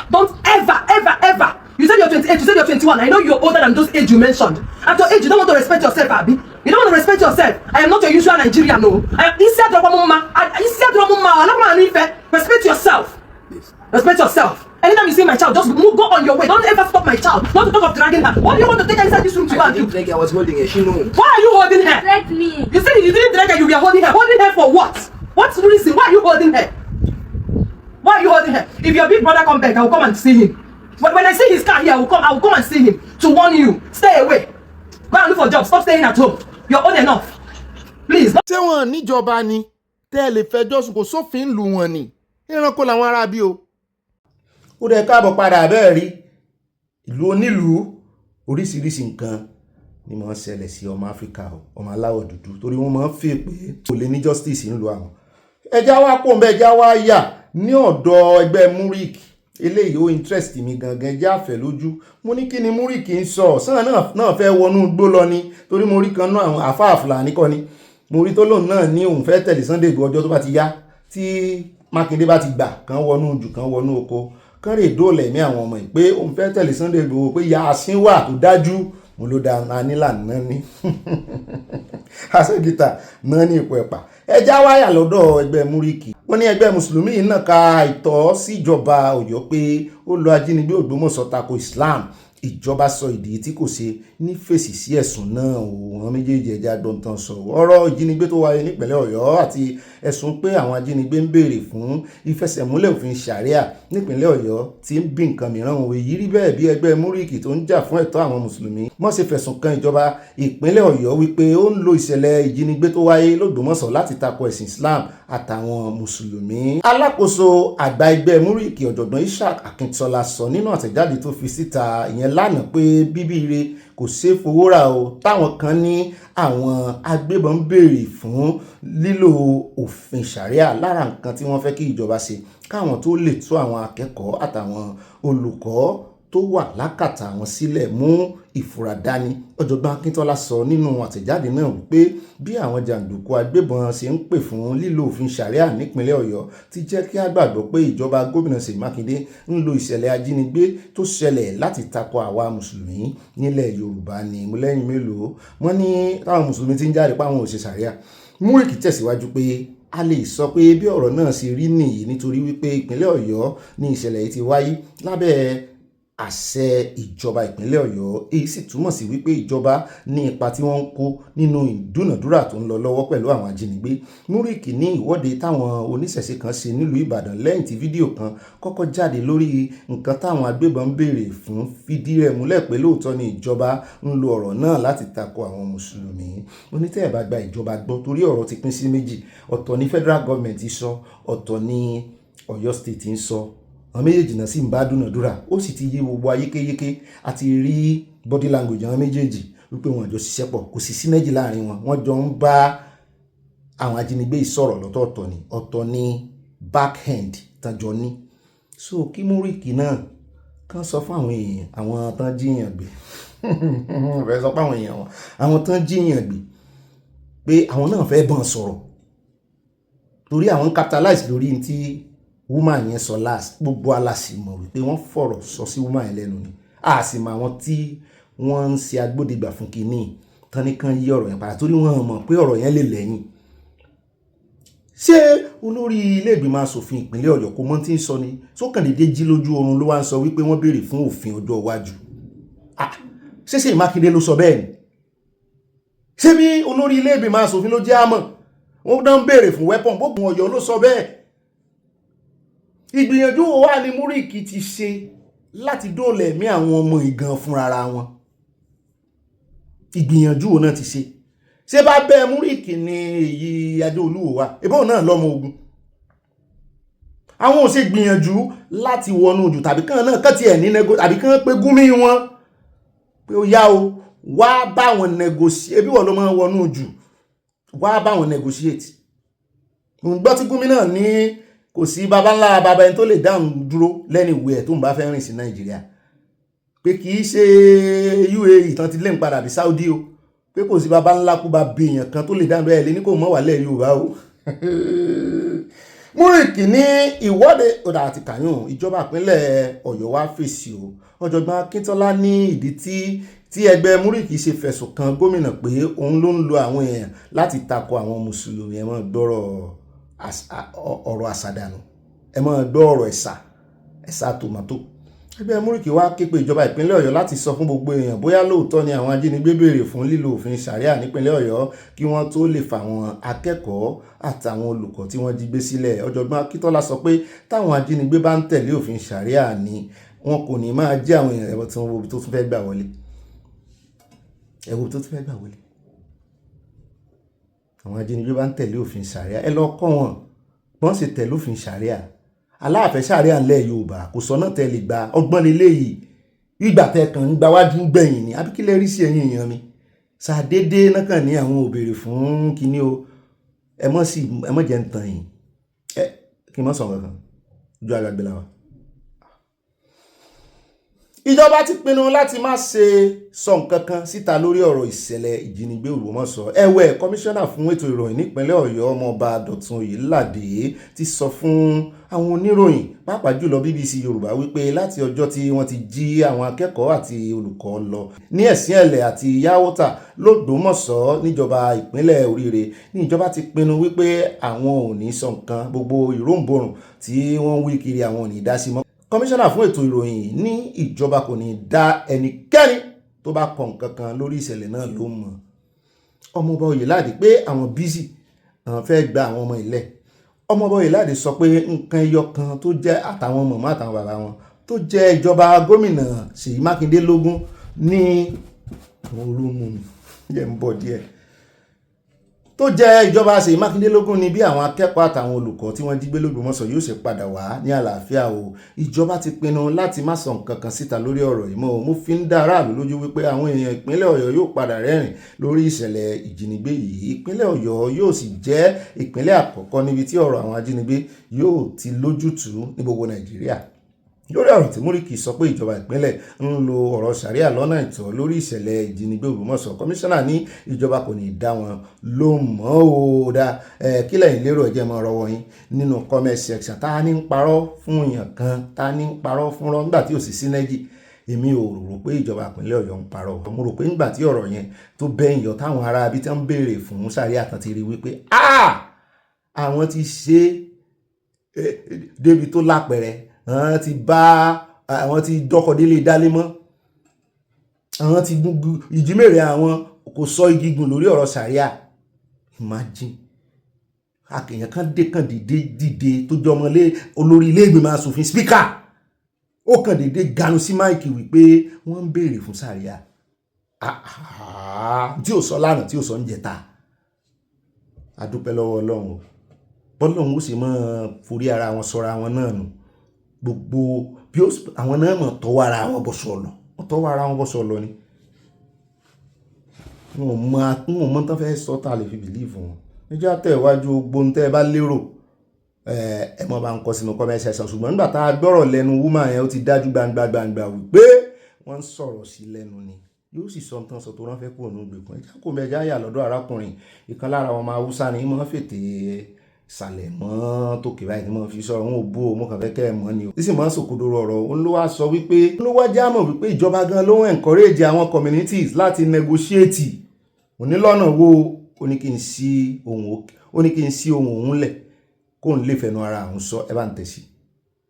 Yeah, but I would also add that at least we know a part of the federal government and to an extent some state governments are encouraging communities to negotiate with this non-state armed groups. So you see, they're encouraging them to do that. We've seen Isn't that a bit risky, given what we've just seen that happened? So I mean, and I understand that one of them has died. I mean, we just got a report. I mean, I don't know if it's confirmed completely or not, but we have received a report that one of those 39 who were, because I think there were 50 or something, and some of them were released. Out of the 39, one has perished.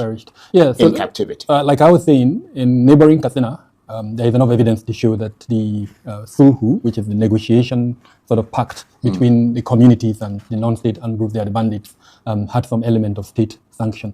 In Zamfara state, I know the governor has been emphatic to say that he would not negotiate with bandits. As you are aware, he's moved to the ruling APC, and so it's possible that his stance on that has also changed. Point I'm trying to make is there is evidence in both Katsina, Kaduna, and most likely Zamfara state that this type of peace pact has some knowledge, as it were, of the... But what I don't understand, and that is what we're hoping that you can clarify for us, is in the digital age, in the age of artificial intelligence and state capacity to acquire that technology. I mean, why is it that the issue of even negotiating with bandits and terrorists arises? I mean, you've got people phoning up the terrorists and saying, okay, we're going to meet at this time. I mean, what happened to technology to track these fellows and get in there, find out where they're phoning from, and neutralize them? I don't understand. So, I mean, Charles, let's not build a premise on sort of a wrong assumption, and that is the fact that the state does not know where the bandits are. I think there is enough evidence to show that the state knows where. So why aren't they going after? Perhaps because of the complexity of the issue itself. The banditry has been described as a sociological challenge, and despite its criminality and what it has done to the country, I think there is a perception that the need to address it would require some developmental approaches. I think from my sort of perception and recording of the incidents, we know, for instance, that the leadership of the bandit groups have been killed, almost serially. I've lost count of the number of Kachalas, for instance, that have been killed consistently. I've also seen in several instances where the security forces would raid locations and they would take over locations. But yes, you're right. There are also ongoing violent attacks by these bandit groups in several locations. Now, perhaps because of the size of the issue, the landmass, and despite the challenges that we're seeing, maybe that is why this approach, the approach. At what point does dialogue with bandits become a security strategy? And at what point does it become a dangerous legitimization of criminality? At the point where it is mishandled. I mean, the best sort of approach for dialoguing is the UN DDR approach, demobilization, de-radicalization, and rehabilitation, with series of steps that should be taken under it. You cannot, for instance, demobilize without retrieving the weapons of the enemy. So where we've seen in Katsina, I think about 18 local governments, if I'm right, some element of demobilization without retrieving the weapons of the bad guys, and that in itself is another avenue for encouraging the militarization. So what would be the reason for not retrieving their weapons? I wish I knew, Charles. Unfortunately, well, you're the security analyst. Unfortunately, no reason has been advanced. Right. You know, by the only explanation I think I've heard is that it is the first stage that subsequently retrieving of the weapons would follow suit. ó náà lẹ́tí gbọ́n yẹn o wọ́n ti sọ wípé wọ́n kàn kó wọn dà sí gbòòrò ni láì gba ìbọn ọwọ́ wọn abẹ́wà rí méjò láì yọ oró inú ẹ̀ kẹ́ẹ̀sì tó lè yọ oró inú ejò sọmọ yọ láàyè sá àbí pípa ni ẹ pa ọ̀nà kan ṣoṣo tí mo mọ̀ nù tó lè fi yọ oró inú àwọn agbésùnmọ̀mí kan rán wọn rè bá ẹlẹ́dàá wọn. ó dẹ̀ káàbọ̀ padà ẹja wáyà lọ́dọ̀ bàdá Adébáyọ̀ náà níbi náà ti sọ wípé àníjọba ò gbìyànjú àwọn ò rí ìgbìyànjú ìjọba kankan ò bandit are becoming bolder àyè àwọn ń le ó ń kí gbangba lójoojúmọ́ látàrí wípé ìjọba ń fọwọ́ gbẹ̀fẹ̀ mú ẹ bá ń tẹ̀sí ẹja gbọ́ lẹ́nu wọn ọ̀rọ̀ wọn máa ń ṣe iyebíye bó ti ẹ̀jẹ̀ pọ̀ position nìyẹn. They wanted to use that as a boogeyman. The way they are using kidnapping now as a boogeyman to frighten people, something they can deal with immediately. They were now using that as a boogeyman to create a new petroleum industry in which people in government are players. So you think and the kidnapping happening right now is fake? Are you saying that the kidnapping happening right now is being staged? Are you blaming the government for the level of kidnapping we are witnessing? Of course, government is responsible for the kidnapping that is going on. Okay. I am the principal. Do you have evidence to prove that? I have evidence to prove that. You know, unlike many people who stay at home and comment, I go to the places where these kidnappings take place. I interact with the people. And it's very clear that only on rare occasions, very rare occasions, like 1%, do the people there not already be expecting. I can give you a list of communities that have reached out to me to say, we got notes from some people saying they want to kidnap us. We've seen some strange movement. We've informed the government. They don't respond. And there are three reasons why they don't respond. One is lethargy, the fact that they are not serious, because the definition of security in Nigeria is regime safety, regime security. How to protect the president, villa, governor, a few senators, and a businessman. That's all. Outside that, they don't care. Second problem that they have is that if you go and ask the DSS, if you go and ask many of the security agencies, we are extremely competent in the area of gathering intelligence. But when you gather intelligence, you need it to be actioned by somebody. And if the people who are responsible for ordering security measures don't have time, I don't want to go into too much detail, but I can tell you, interview security personnel. There are certain sensitive security personnel, they don't have access to even see the commander-in-chief, not to talk of discussing their security estimates. Thirdly, the structure of our law enforcement is that we've killed the police completely. When you see Nigerian police on the road, they're just merely decorative because tasks which they can do, exercising which they can do, reconnaissance that they can do, is now being given to the military. Therefore, taking the military away from the strong theater where they can do their own kinetics with terrorists. So, and the last part, which is the shame of it all, is that it is a lucrative business for those who are in government.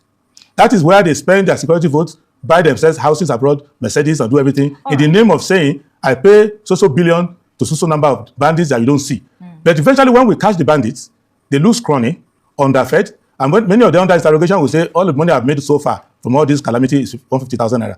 But billions have gone. So its government is responsible. I am not on the side of the terrorists. The terrorists deserve to go to prison. Many of them deserve to die. The issue is that the government is an enabler, deliberately and carelessly enabling this situation. So I'm more focused on finding solutions to this issue because I know that the government will be voted out in January and they will pack their bag and go in May. So between now and May, as an incoming commander-in-chief, my mind is more focused on how to action many of the solutions which our intelligence agencies have proposed. ó náà lẹ́gbọ́n yẹn wọ́n ní you think what you will become olóhùn tí ń ronú lẹ̀ bóun ó ṣe gbogbo iṣẹ́ tó ń bá di commander-in-chief come January wípé òun ò kàn ṣeré o kò bẹ́fẹ̀ wá òun máa ń wá every 4 years lóòótọ́ ṣùgbọ́n nígbà tó ń rí wípé kò tí ì lójútùú náà ni bẹ́ẹ̀ náà ló tún yin àwọn DSS ọ̀tẹlẹ̀múyẹ́ nínú ọ̀rọ̀ rẹ̀ ìtumọ̀ ẹ̀ náà ni pé DSS ń gbìyànjú ṣùgbọ́n lẹ́yìn ìgbà tí wọ́n bá kó gbogbo àwọn local àti international intelligence jọ tán bó ni wọ́n ṣe ń handle ẹ̀ àwọn ọlọ́pàá ń kọ́ wọn náà ti gba ìṣe wọn ṣe wọ́n láwọn sójà ló ń ṣe ìṣe wọn báyìí àbẹ́ẹ̀ rí i pé gbogbo ẹ̀ dàrú bí ẹsẹ̀ télọ̀. ó rẹ̀ káàbọ̀ padà ẹja wá yà ní ọ̀dọ̀ sínẹ̀tì ọ̀dọ̀ Kalu gbogbo bí wọ́n ṣe ń fà tí ò tóra wọn bá sì rí wọ́n ṣe tú tẹ́nu wọn ń gbọ̀n pẹ̀pẹ̀pẹ̀ bí ẹnu òtútù mú tí ò rí ooru bò ẹ̀jẹ̀ á wò bí wọ́n ṣe ń sọ̀rọ̀ bí wọ́n ṣe ń ná owó Nàìjíríà náà kùnà tán lè ṣe àkáǹtì fún àwọn South East Commission. You receive 16.6 billion. How much is left in your account? Which is what we are going to do. No. That is what you told them. No, sir. Which is what Abala just told you left 29 million. That's what you wrote. You're under oath. Yes, sir. You're under oath. I'm under oath, and I explained what I mean by. No. Wait. How much? Just answer my question. Don't divert it. How much is left in the bank today? No, please. I didn't ask you any question. It's to the MD. Can I answer? I can answer, Mr. Chairman. I ask you a direct question. Yes. At the last I checked, and the last information that was given to me, the SCDC should have at least between 11.5 to 12 billion in its account. You have 13.something billion as of today. I said last I was. No, as of today, I'm talking to Central Bank. In the committee, we have access to anywhere you can spend money and keep money. These people you see here, they are not the people you know. We are government officials. I've spoken to Central Bank. I can go to my office and give you the documents now. I will have sent the accountant general, auditor general will come to audit everything you have done because I'm not impressed. You are giving us this route. Look at that paper. Completed and imperative and not imperative. What does that mean? It means nothing in English. We are not satisfied with your job. This is not a job somebody that claims to be an expert like you should be doing. I'm very disappointed, and this committee is very, very, very disappointed. I will give you 1 week to go back and tell us the whole truth on this thing and come back to the committee because you are wasting our time. Mr. Chairman, I informed you about that on Friday. No. And you said I must come. No. Yes, Mr. Chairman, and I have evidence. Why I said that documents are being put together. No, I will come back. I don't even want to argue with you. And you said that we must come and speak to them. Now and then after that we'll go and bring the documents and document them and present to me. That's what you go said back. To me, We want to see you back next Tuesday. Who is in charge of accounts? I am happy that because you have one little office here in Abuja and you pay 153 million by one room. This committee knows. In Abuja? Then, yes, of course, it's true. The committee can come to an oversight visit to our office. No, we are not going to come there. We'll send our clerk and people to it. We don't want to have anything to oversight. Our headquarters is in Enugu. Okay, sir. And we don't want to hear anything that you are spending money. You spend 153 million. We have evidence. Listen to me. You are dealing with people who are gone far than you think we can go. This is why I'm warning you people. Let us not continue this joke here because if these gentlemen here release what they want to ask, you will not be able to leave this place. That's the truth. And I want to save you the problem. Go back. We'll keep these documents. Go back in the next 1 week. You come back at 2 p.m. Give us the real documents. I would like to stand. Okay, 3 p.m. I would like to stand this committee adjourned. I'll be having a PhD so next week. Mr. Chairman, I had informed you the amount of time we require. No, we can't give you that time. I informed you the amount of time that we require. No, we can't give you that time. But you prepared this. We can't bring the details. I don't know who prepared it, but you're talking about contracts awarded. And you did not even give us the figures. No. I'm not going to the argument. I want you here on Tuesday next week by 3 p.m. But those are simple facts. I will show you because we need you. And when you are coming, bring all the people in the accounting numbers. The first thing is contract amount. No, next week. Yes. Sẹ́yìn náà ti rí, ṣé ẹ ti gbọ́, ẹ gbọ́, ojoojúmọ́ làṣírí ń tú. Ọjọ́ wo ni ọjọ́ ẹ̀san fẹ́ di wọ́n lọ́njọ́ ọjọ́ ẹ̀san tí kò ní sú, tí ò ní tán ní fura kó tó mọ́ rọ̀ lọ́njọ́ bá wa rọ̀ ní kíákíá lórí àwọn olórí. Ó ní ó wà gbé wáyà nílé ìgbìmọ̀ aṣòfin kékeré níbi táwọn ti ń sọ wípé fẹ́ béèrè ìbéèrè àwọn fẹ́ probe defence headquarters lórí bí wọ́n ṣe náwó. Inú àwọn òdùn insecurity pọ̀. Reps query defence spending, summon NSA and minister. Wípé bí àwọn tá à ń retí wípé ó yẹ kán ṣe àwọn àgbà nílé ìgbìmọ̀ aṣòfin tán bá lè ṣe àwọn ó ṣe. Ibi tán ti ń retí ọgbọ́n tán bá bẹ́gọ̀ ń bẹ tàbí tí first born ṣe bí last born. Pé àwọn ó sì gbàṣe wọn ṣe. Wọ́n ní the House of Representatives has summoned the National Security Adviser Nuhu Ribadu, Minister of Defence General Christopher Musa and his finance counterpart Taiwo Oyedele for questioning over the spike in kidnapping in some parts of the country. Specifically, the House seek details of funds released to the Ministry of Defense over the past 6 months and an explanation for the perceived lack of correspondent improvement in security nationwide. Ìbò máa yí lẹ́nu mi ni ẹran ìsàn ẹran ìmọ̀ yìí ni Yorùbá ló dùn jù. The resolution followed the adoption of a motion of urgent public importance brought on the floor of Green Chamber by the member representing Gumu Bukuyumu Federal Constituency of Zamfara. Ibẹ̀ náà ti pa àwọn èèyàn pẹ̀lú IED lánàá. Àwọn èèyàn wọn náà ya síta fi hàn yín nínú abala lérèfé. Bẹ́ẹ̀ náà ni wọ́n tún kó 50 àwọn àgbà ti tán lórílẹ̀. Wọ́n fi 11 wọ́n rìlíìsì 11 péré ó kù 39 làkàtà àwọn kánjọ mọ́ wẹ̀jẹ̀wẹ̀ mú wọn láwọn mọ̀ fún wọn ní nǹkan tán mọ̀ jẹ àwọn mọ̀ tọ́jú wọn máa tọ́jú mi àwọn wèrè wọ́n negotiate kiri kò ní yẹ negotiation yìí wọ́n ti kó bára wọn báyìí. The House is concerned that despite the trillions of naira allocated to defense and security sectors in consecutive national budgets, the current security architecture appears overwhelmed, reactive, and unable to deal with the overwhelming need for the security of our citizens. Between the 1st and 6th of June 2026, rampaging bandits riding on about 250 motorcycles with 3 riders each invaded Gumi Bukuyum Federal Constituency in Zamfara State and some parts of Sokoto villages bordering the Zamfara State area. Over 93 people. It is just the truth of the matter that Nigeria currently is bleeding.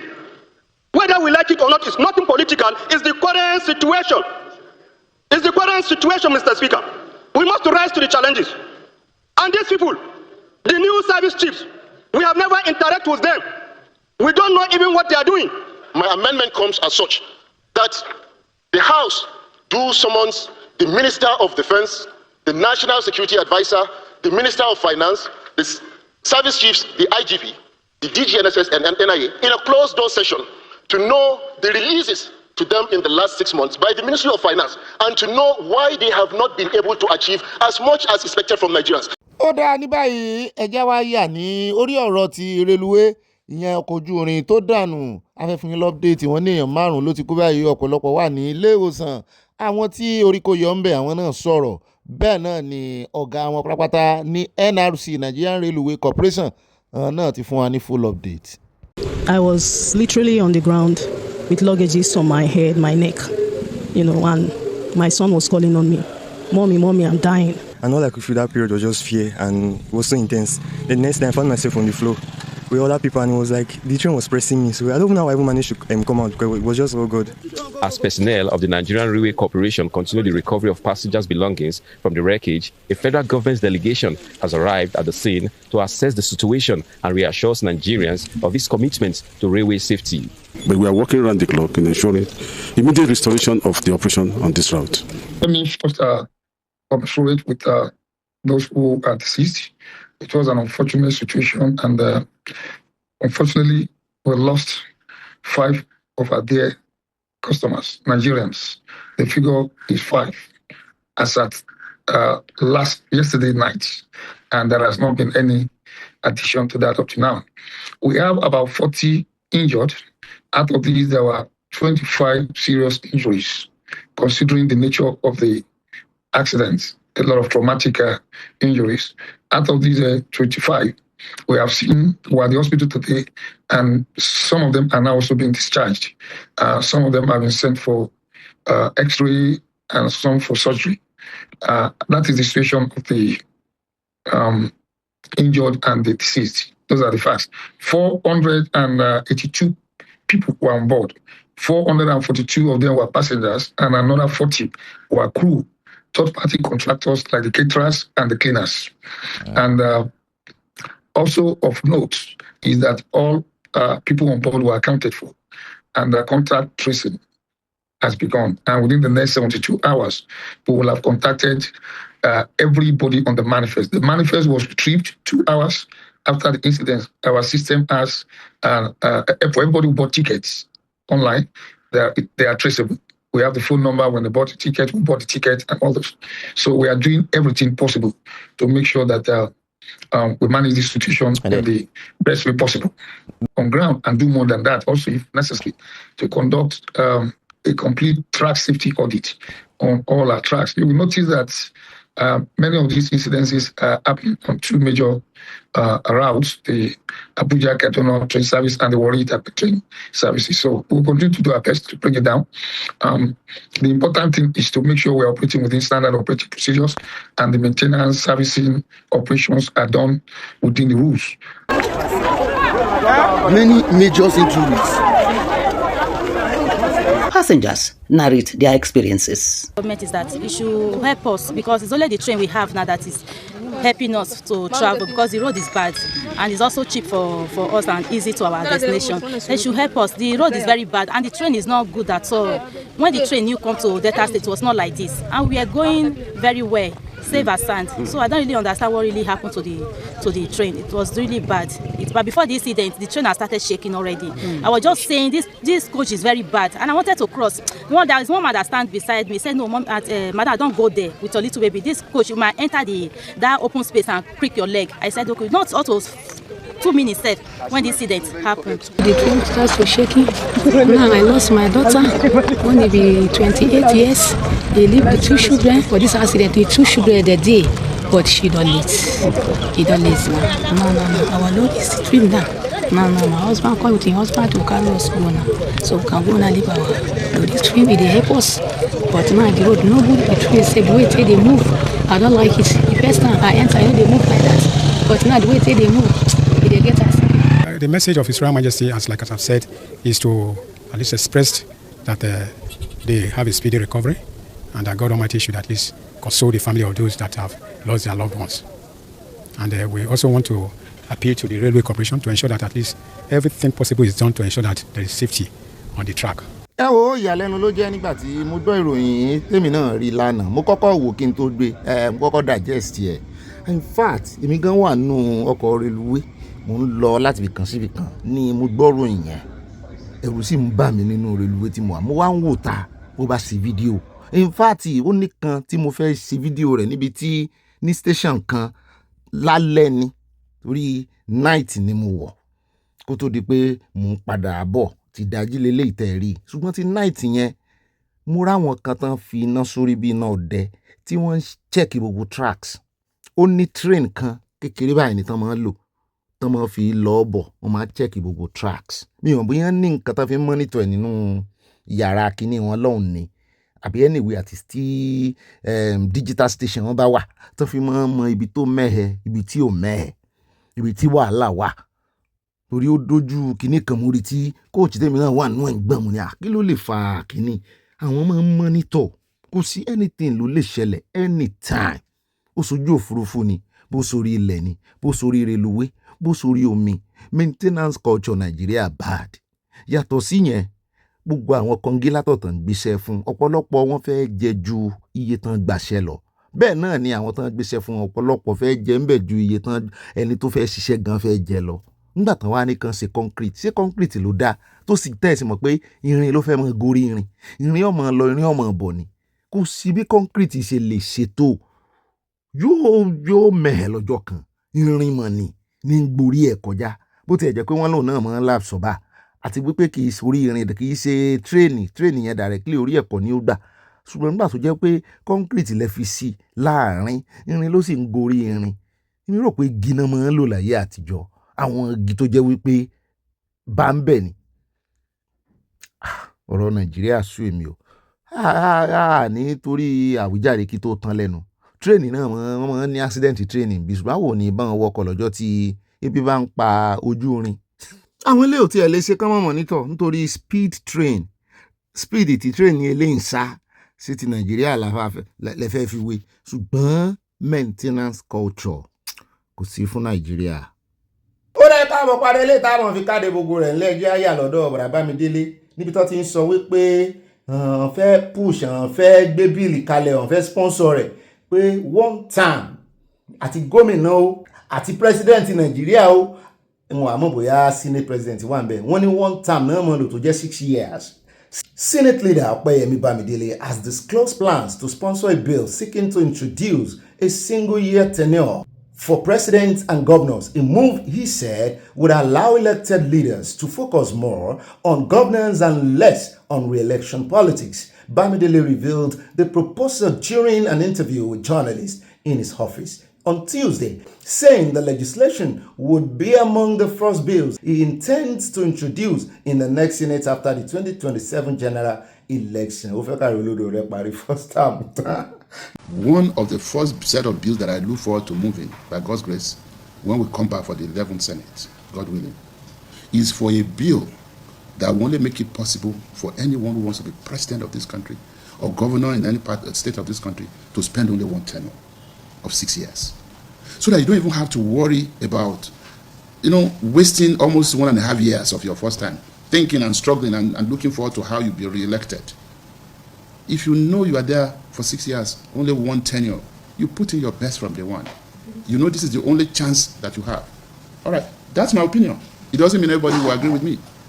But it also does not mean that I am prevented from doing that because that has not been the law. The essence of law, the essence of parliament, is because laws are like human beings, they grow. ṣùgbọ́n lọ́dọ̀ ọ̀pọ̀lọpọ̀ ọmọ nàìjíríà pàápàá jùlọ bọ̀dá adébáyọ̀ ti SDP tá a gbé wálẹ̀ kan wọ́n ní waste of time ní àti pọ́n fẹ́ fi distract ọmọ nàìjíríà ni wọ́n ní kéèyàn ṣe ìjọba káwọn aráàlú rí mùdùmùdùn bẹ̀ jẹ́ wọ́n lòun ló ṣe kókó bàbá kò lọ́dọ̀ àwọn àyà ní TVC àwọn náà ganu sí mike wọ́n sọ̀rọ̀ lórí ọ̀rọ̀ yìí bàbá wa kò gòjá tán á palẹ̀ mọ́. It's a distraction. These are all idle talks. We see when elections come, the government is like a football team. There is one goal up, and you have only 15 minutes left.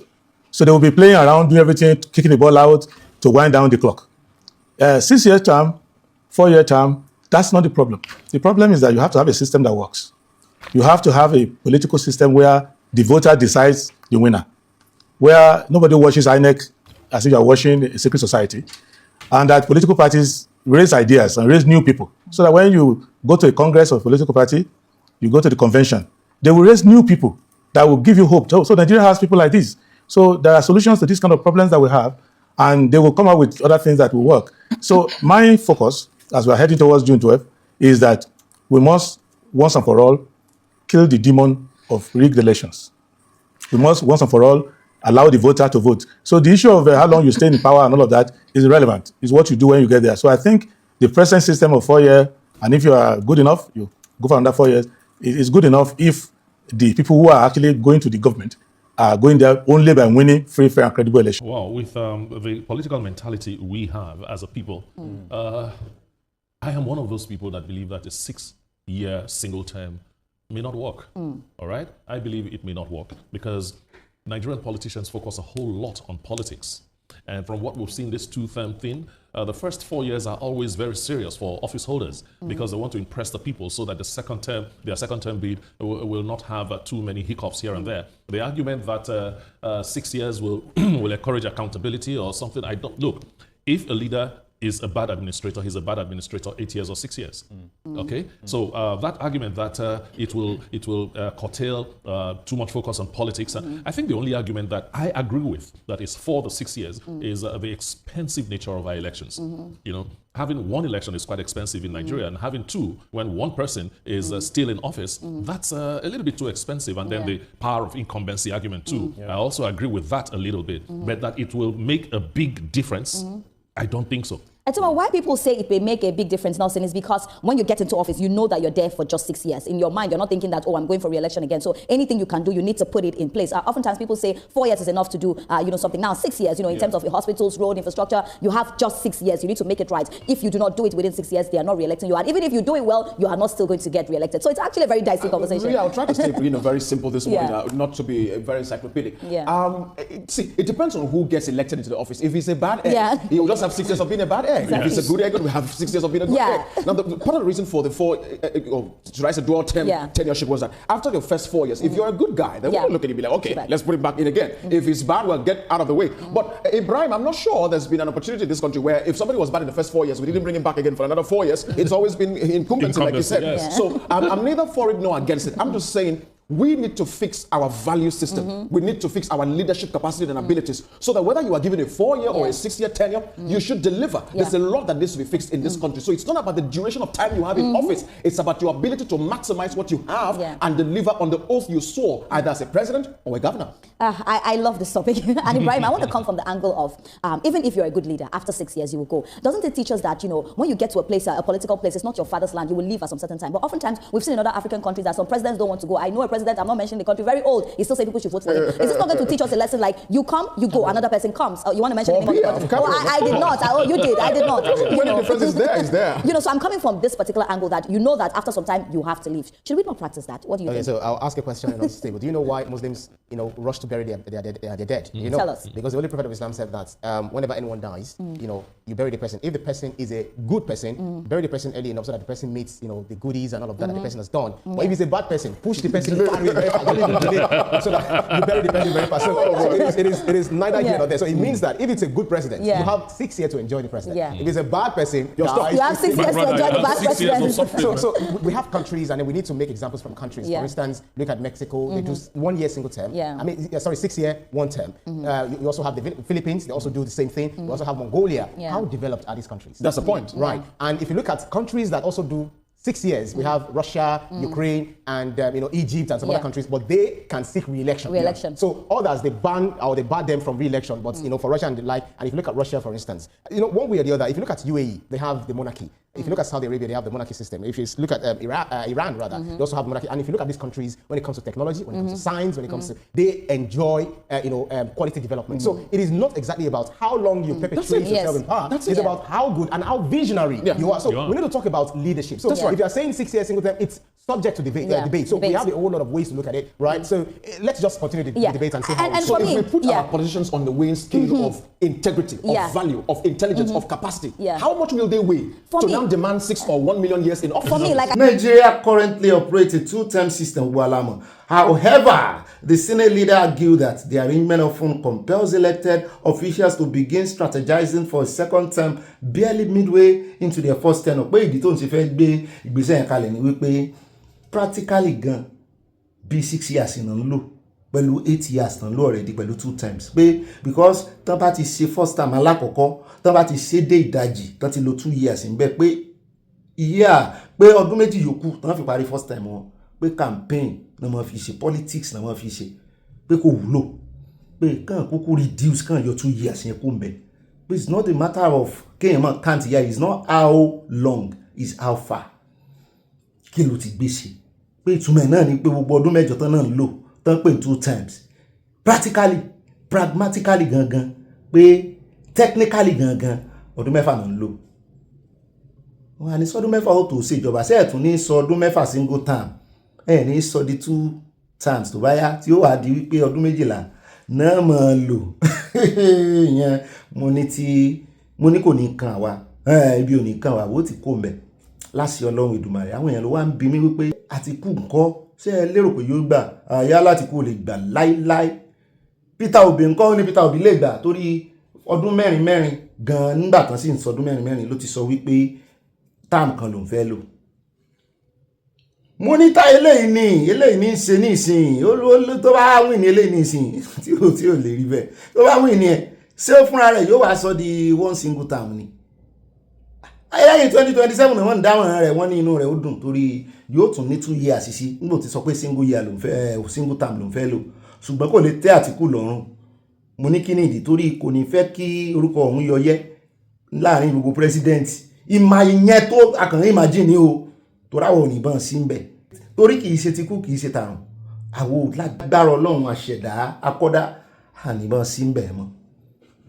Ìgbéyàwó ọ̀ràn tó ṣe 1914 ìrọ́ àti tú yìgì Ọlọ́run ti tú alẹ̀ inú Àtìkù ò lè dùn kí lè lérò ẹ mọ̀ jẹ́ àfàgùn èmi ò ní rí jù báyìí lọ ń kó oríta tí wọ́n ti dánu dúró rèé o. Ibi ìláfẹ̀nu ọkọ̀ sọlẹ̀ sí lónìí ẹ bá pín ọba dénú yín mọ̀ràn yín náà sí kókó kó mọ̀ ju 5 lines lọ. Bẹ́ẹ̀ náà ni àyà ló ń fẹ́ gbọ́ adébẹ̀nu àbálẹ̀ yẹn olólùfẹ́ wa Abala kọ́mẹ́sẹ̀sán funfun lẹ́yìn ṣu. I will miss you till tomorrow. I love you. God bless you. Ó dáa mo kí ní káàbọ̀ sínú abala ìbára ètò ní látọ̀dọ̀ First Lady mọ̀mọ́ gbogbo Nàìjíríà. Ibẹ̀ láti bẹ̀rẹ̀ kí lẹ wí kí n yọ yín kò bẹ̀. ó ra wọ́n sọ àwọn ọ̀rọ̀ kan lẹ́nu ọjọ́ mẹ́ta wọ́n ní kò síbi táì tí dáná alẹ́ ọbẹ̀ lódùn jura wọn lọ àti wípé gbogbo obìnrin nǹkan tí wọ́n sọ̀dí tí Arélódòdẹ tí wọ́n ṣe ń ṣe Coastal Road ọ̀rọ̀ igbódì lára ọmọ Nàìjíríà wọ́n ní táwọn fẹ́ gbọ́kọ́ nìyẹn ṣùgbọ́n wọ́n ti gbàgbé wípé ìgbà míì tẹ́ bá rí fọ́nrán mọ̀mọ́ kì í ṣe gbogbo ẹ̀yàn ọmọ Nàìjíríà náà ń bá sọ̀rọ̀ àwọn akẹgbẹ́ wọn ni tó jóbìnrin tọ́jọ́ ń ṣe politics wọ́n gbà wọ́n yànjú ni. súnmọ́ kámẹ́rámà yẹn bóyá kò kọ́ tiẹ̀ dáadáa ni gbogbo ọ̀rọ̀ tán sọ nípa Coastal Road nípa bí nǹkan ṣe wọ́n káàkiri àtowó fúláìtì bẹ́ẹ̀ náà gbà wọ́n yànjú wípé kán tún lè ṣe kán dilé mú wọ́n ṣe politics omi pé kán mọ́ tọ́jú ilé kán mọ́ tọ́jú ọkọ̀ kọ́ mọ́ bá yàyàkuyà torí ilé tá a fi tọ́mọ ìrì ni ó wo báwa ti kú lọ́dọ̀ wọn ẹ̀jẹ̀ àgbọ̀n tán fẹ́ sọ àwa yà lọ́dọ̀ ọ̀gá EFCC wọ́n sọ ìdí tí ọ̀pọ̀lọpọ̀ àwọn gómìnà fi mọ́ kó o jẹ. Nigeria is such a great country and now you can see airports emerging. So I know you will say, oh, the flights are so expensive. Everywhere in the world, even in America, flights are expensive. And that's why Mr. President is doing the coastal roads. Not only coastal road, even trying to have rail lines. And so I know the previous administration started the rail line. And, we continue, we keep building. Nigeria has a huge future ahead of it. And by the grace of God, very soon, we all will be beneficiaries of the success of what Nigeria will become. And tell all the women, you can do party work, but make sure you raise good children, good families. You come back, care for your children. Because all this, restiveness we are seeing around stems from the home. So we have to make sure that our home is solid. I play politics. I still have a husband. I played politics for 12 good years, actively. And my home did not go in tatters. So you can do both. You can have the best of both worlds. So gone are the days that because I want to aspire for office, I don't need a husband. Gone are that days. So I want you to promote that. I've done that, and God still kept my home. ó dá o ká tó yà lọ́dọ̀ ọ̀gá EFCC ẹjẹ́ àkọ́kọ́ yà lọ́dọ̀ Sowore lórí ọ̀rọ̀ wípé wọ́n ń fi ẹ̀wọ̀n dúbùkù lájà mọ́hún wípé sóun wá sẹ́yìn rẹ̀wọ̀n ni òun wà lẹ́wọ̀n last year kí ló fẹ́ tẹ̀yìn ẹ̀ jáde kó mọ̀ fòkó ńlá dẹ́rù bàrú òun jù bẹ́ẹ̀ lọ. Why so? Because some say that you're now a presidential candidate, and this would have an effect on your campaign. Are you not afraid that you could go to jail? No, I was in jail last year. I've been in jail several times, and I'm not afraid of going to jail because I'm not going to jail as a criminal. I'm going to jail because of my convictions. Those are two different things. Your conviction that the president is a criminal? Oh, yes. And that's what we're trying to prove in court. We could have proven it, but they weren't even willing to let us prove our case. And that was why we're asking that they should give us a new judge so that if we find a judge that's fair and fearless, we'll prove it in court that what I said is true. And even in defamation cases, in the civil realm, you can always argue that truth that you are truthful in what you've said. And sometime late last year, we took an assessment of how much a contestant for the office of a governor in Nigeria spends in a build-up to the election, during the primaries, and during the election itself, and post-election, tribunal issues and all of that. And we saw it to be between 20 and 30 billion naira. Yes. And so if you spend that kind of money to get to an office, of course, everybody sees it as an investment. And that's why we are here, to see what can we do to sanitize our electoral process and ensuring that the process is not contaminated. Because when the process is contaminated, you get contaminated leaders. ó náà lẹ́tí gbọ́ yẹn a rò pé we have seen it finish ni o àfi wọ́n ṣe pé wá wípé ẹ wá gbọ́rọ̀ lẹ́nu former governor náà o àmọ́ èyí tó ń nàgbà campaign tiẹ̀ ìyẹn ò sí àmọ́lẹ̀ wọ́n ló tún ti bẹ̀rẹ̀ o wọ́n lára ń kàn sí ni gbogbo ẹni tó bá sì déwájú ẹ̀ tó fẹ́ mọ̀ sí àyídáyídà tó fẹ́ mọ̀ mú tí ò ṣe tiẹ̀ mọ́ tiẹ̀ wọ́n ní ṣe ló ń kanra mọ́ wọn o àti padà sórí probe NNPC ó pe NNPC ní ilé àwọn olè who needs house of thieves ó ní olè ní nítorí lára àwọn ọ̀gá tí wọ́n probe tó wà ganu sí máìkì sọ wípé ẹ pọ̀pọ̀lọpọ̀ àwọn ọmọ yín náà yín olóṣèlú lẹ́fẹ́ kó wá ṣiṣẹ́ ní NNPC ẹ bá pa àwọn lólè àwọn jọ ń jẹ ní olè ló mẹ́sì olè tọ́mù ní sáà mọ̀ pé cameraman wà ń bí ni kọ́lọ́nsàánú ẹjẹ́ àwò drama ọ̀gá wọn náà rè ẹ bá ń tún play láti bẹ̀rẹ̀. And I will learn nicely. I listen, I hear you say people want their children to be employed in NPC. Yes, because it's a house of thieves. And they want their children to benefit from it. Yeah, so let's say those things. Number two, wait. Allow me to finish. NPC has no reputation. Your reputation is for fraud. And can you sit us to our face and say people want their children to be because you are a senator does not mean you should sit here and be abusing you think we are the whole people in NPC and Mr. Chairman, we need to make wait, don't do that. Wait. When the senator has the floor, please allow me to land. And I will land nicely. I listen, I hear you say people want their children to be employed in NPC. Yes, because it's a house of thieves. And they want their children to benefit from it. Yeah, so you don't say those things. Number two, wait. Allow me to finish. Procedural issues.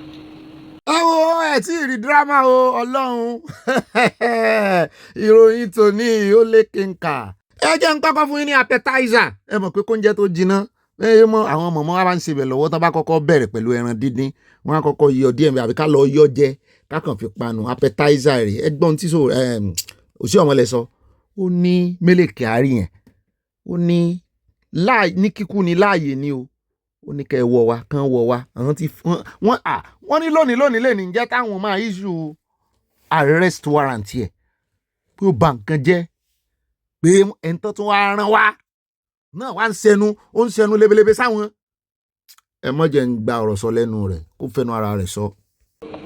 Mr. Chairman, this committee must have the courage, the will to deploy its powers as enunciated in the Nigerian Constitution and issue warrant, not tomorrow, today, and bring Mele Kyari, even dead or alive, in law. They will call habeas corpus.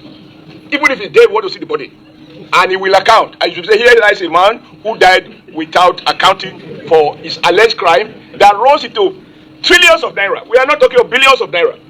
At the time when the country is borrowing money, we have huge sources of money that have not been accounted for. There are serious issues not raised by laymen, raised by competent auditors. And the man is joking. Where did he have the money to pay for his medical bill in Germany? Those who are dying here, what happens to them? So I think that it is not for us to try to amend the rules that we have already agreed on. Having failed repeatedly, a serious failure, we cannot condone it. And number two, sir, you are a corporate man, we all have our backgrounds. Mele Kyari cannot be represented by a person. He's no longer a managing director. And his responsibility is to account for his actions as MD. He cannot be represented in that capacity. And so to tolerate it is for us to be collectively guilty, individually and collectively, of not having the will, and in fact it's about will, to do what the Constitution obliges us to do. So the same argument that we make for the MD, because I hear the current MD is not there, so that we don't have to go and use different rules. The current MD is also not here. And in a former meeting, we had said we will not allow anyone to be represented. Sir, the reason today Nigerians are not afraid of police is because they have discovered that the police fire goes to the air to scare. Weapons are not meant to scare. If you carry a weapon, it is meant to be used for only one purpose, when you fire a bullet. And that's why people are still more afraid of the army. But when a soldier carries a weapon and fires, his intention is not to scare, it's to break down.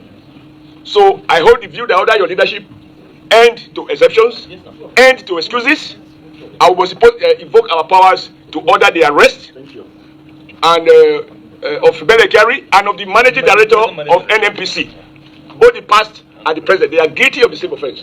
Total disregard to the Nigerian Constitution and unable to account for the gross abuse of a major source of revenue, running into trillions of naira.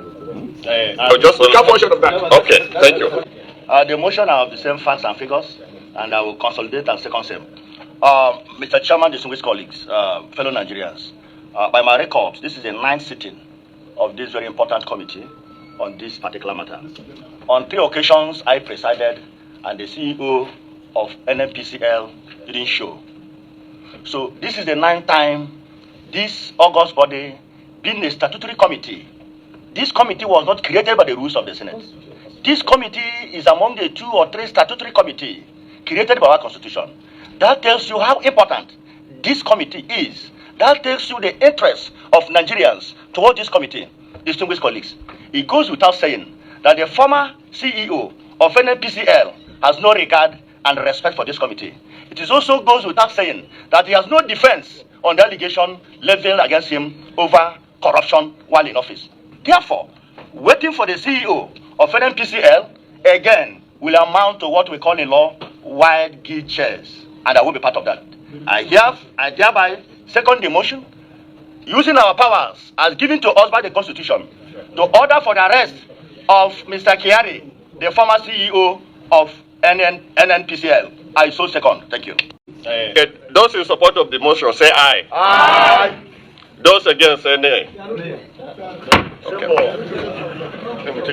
So we hereby rule now that anywhere mele is, mele Kyari, the former GMD of NNPC, be brought to the committee, should be arrested and be brought before the committee immediately.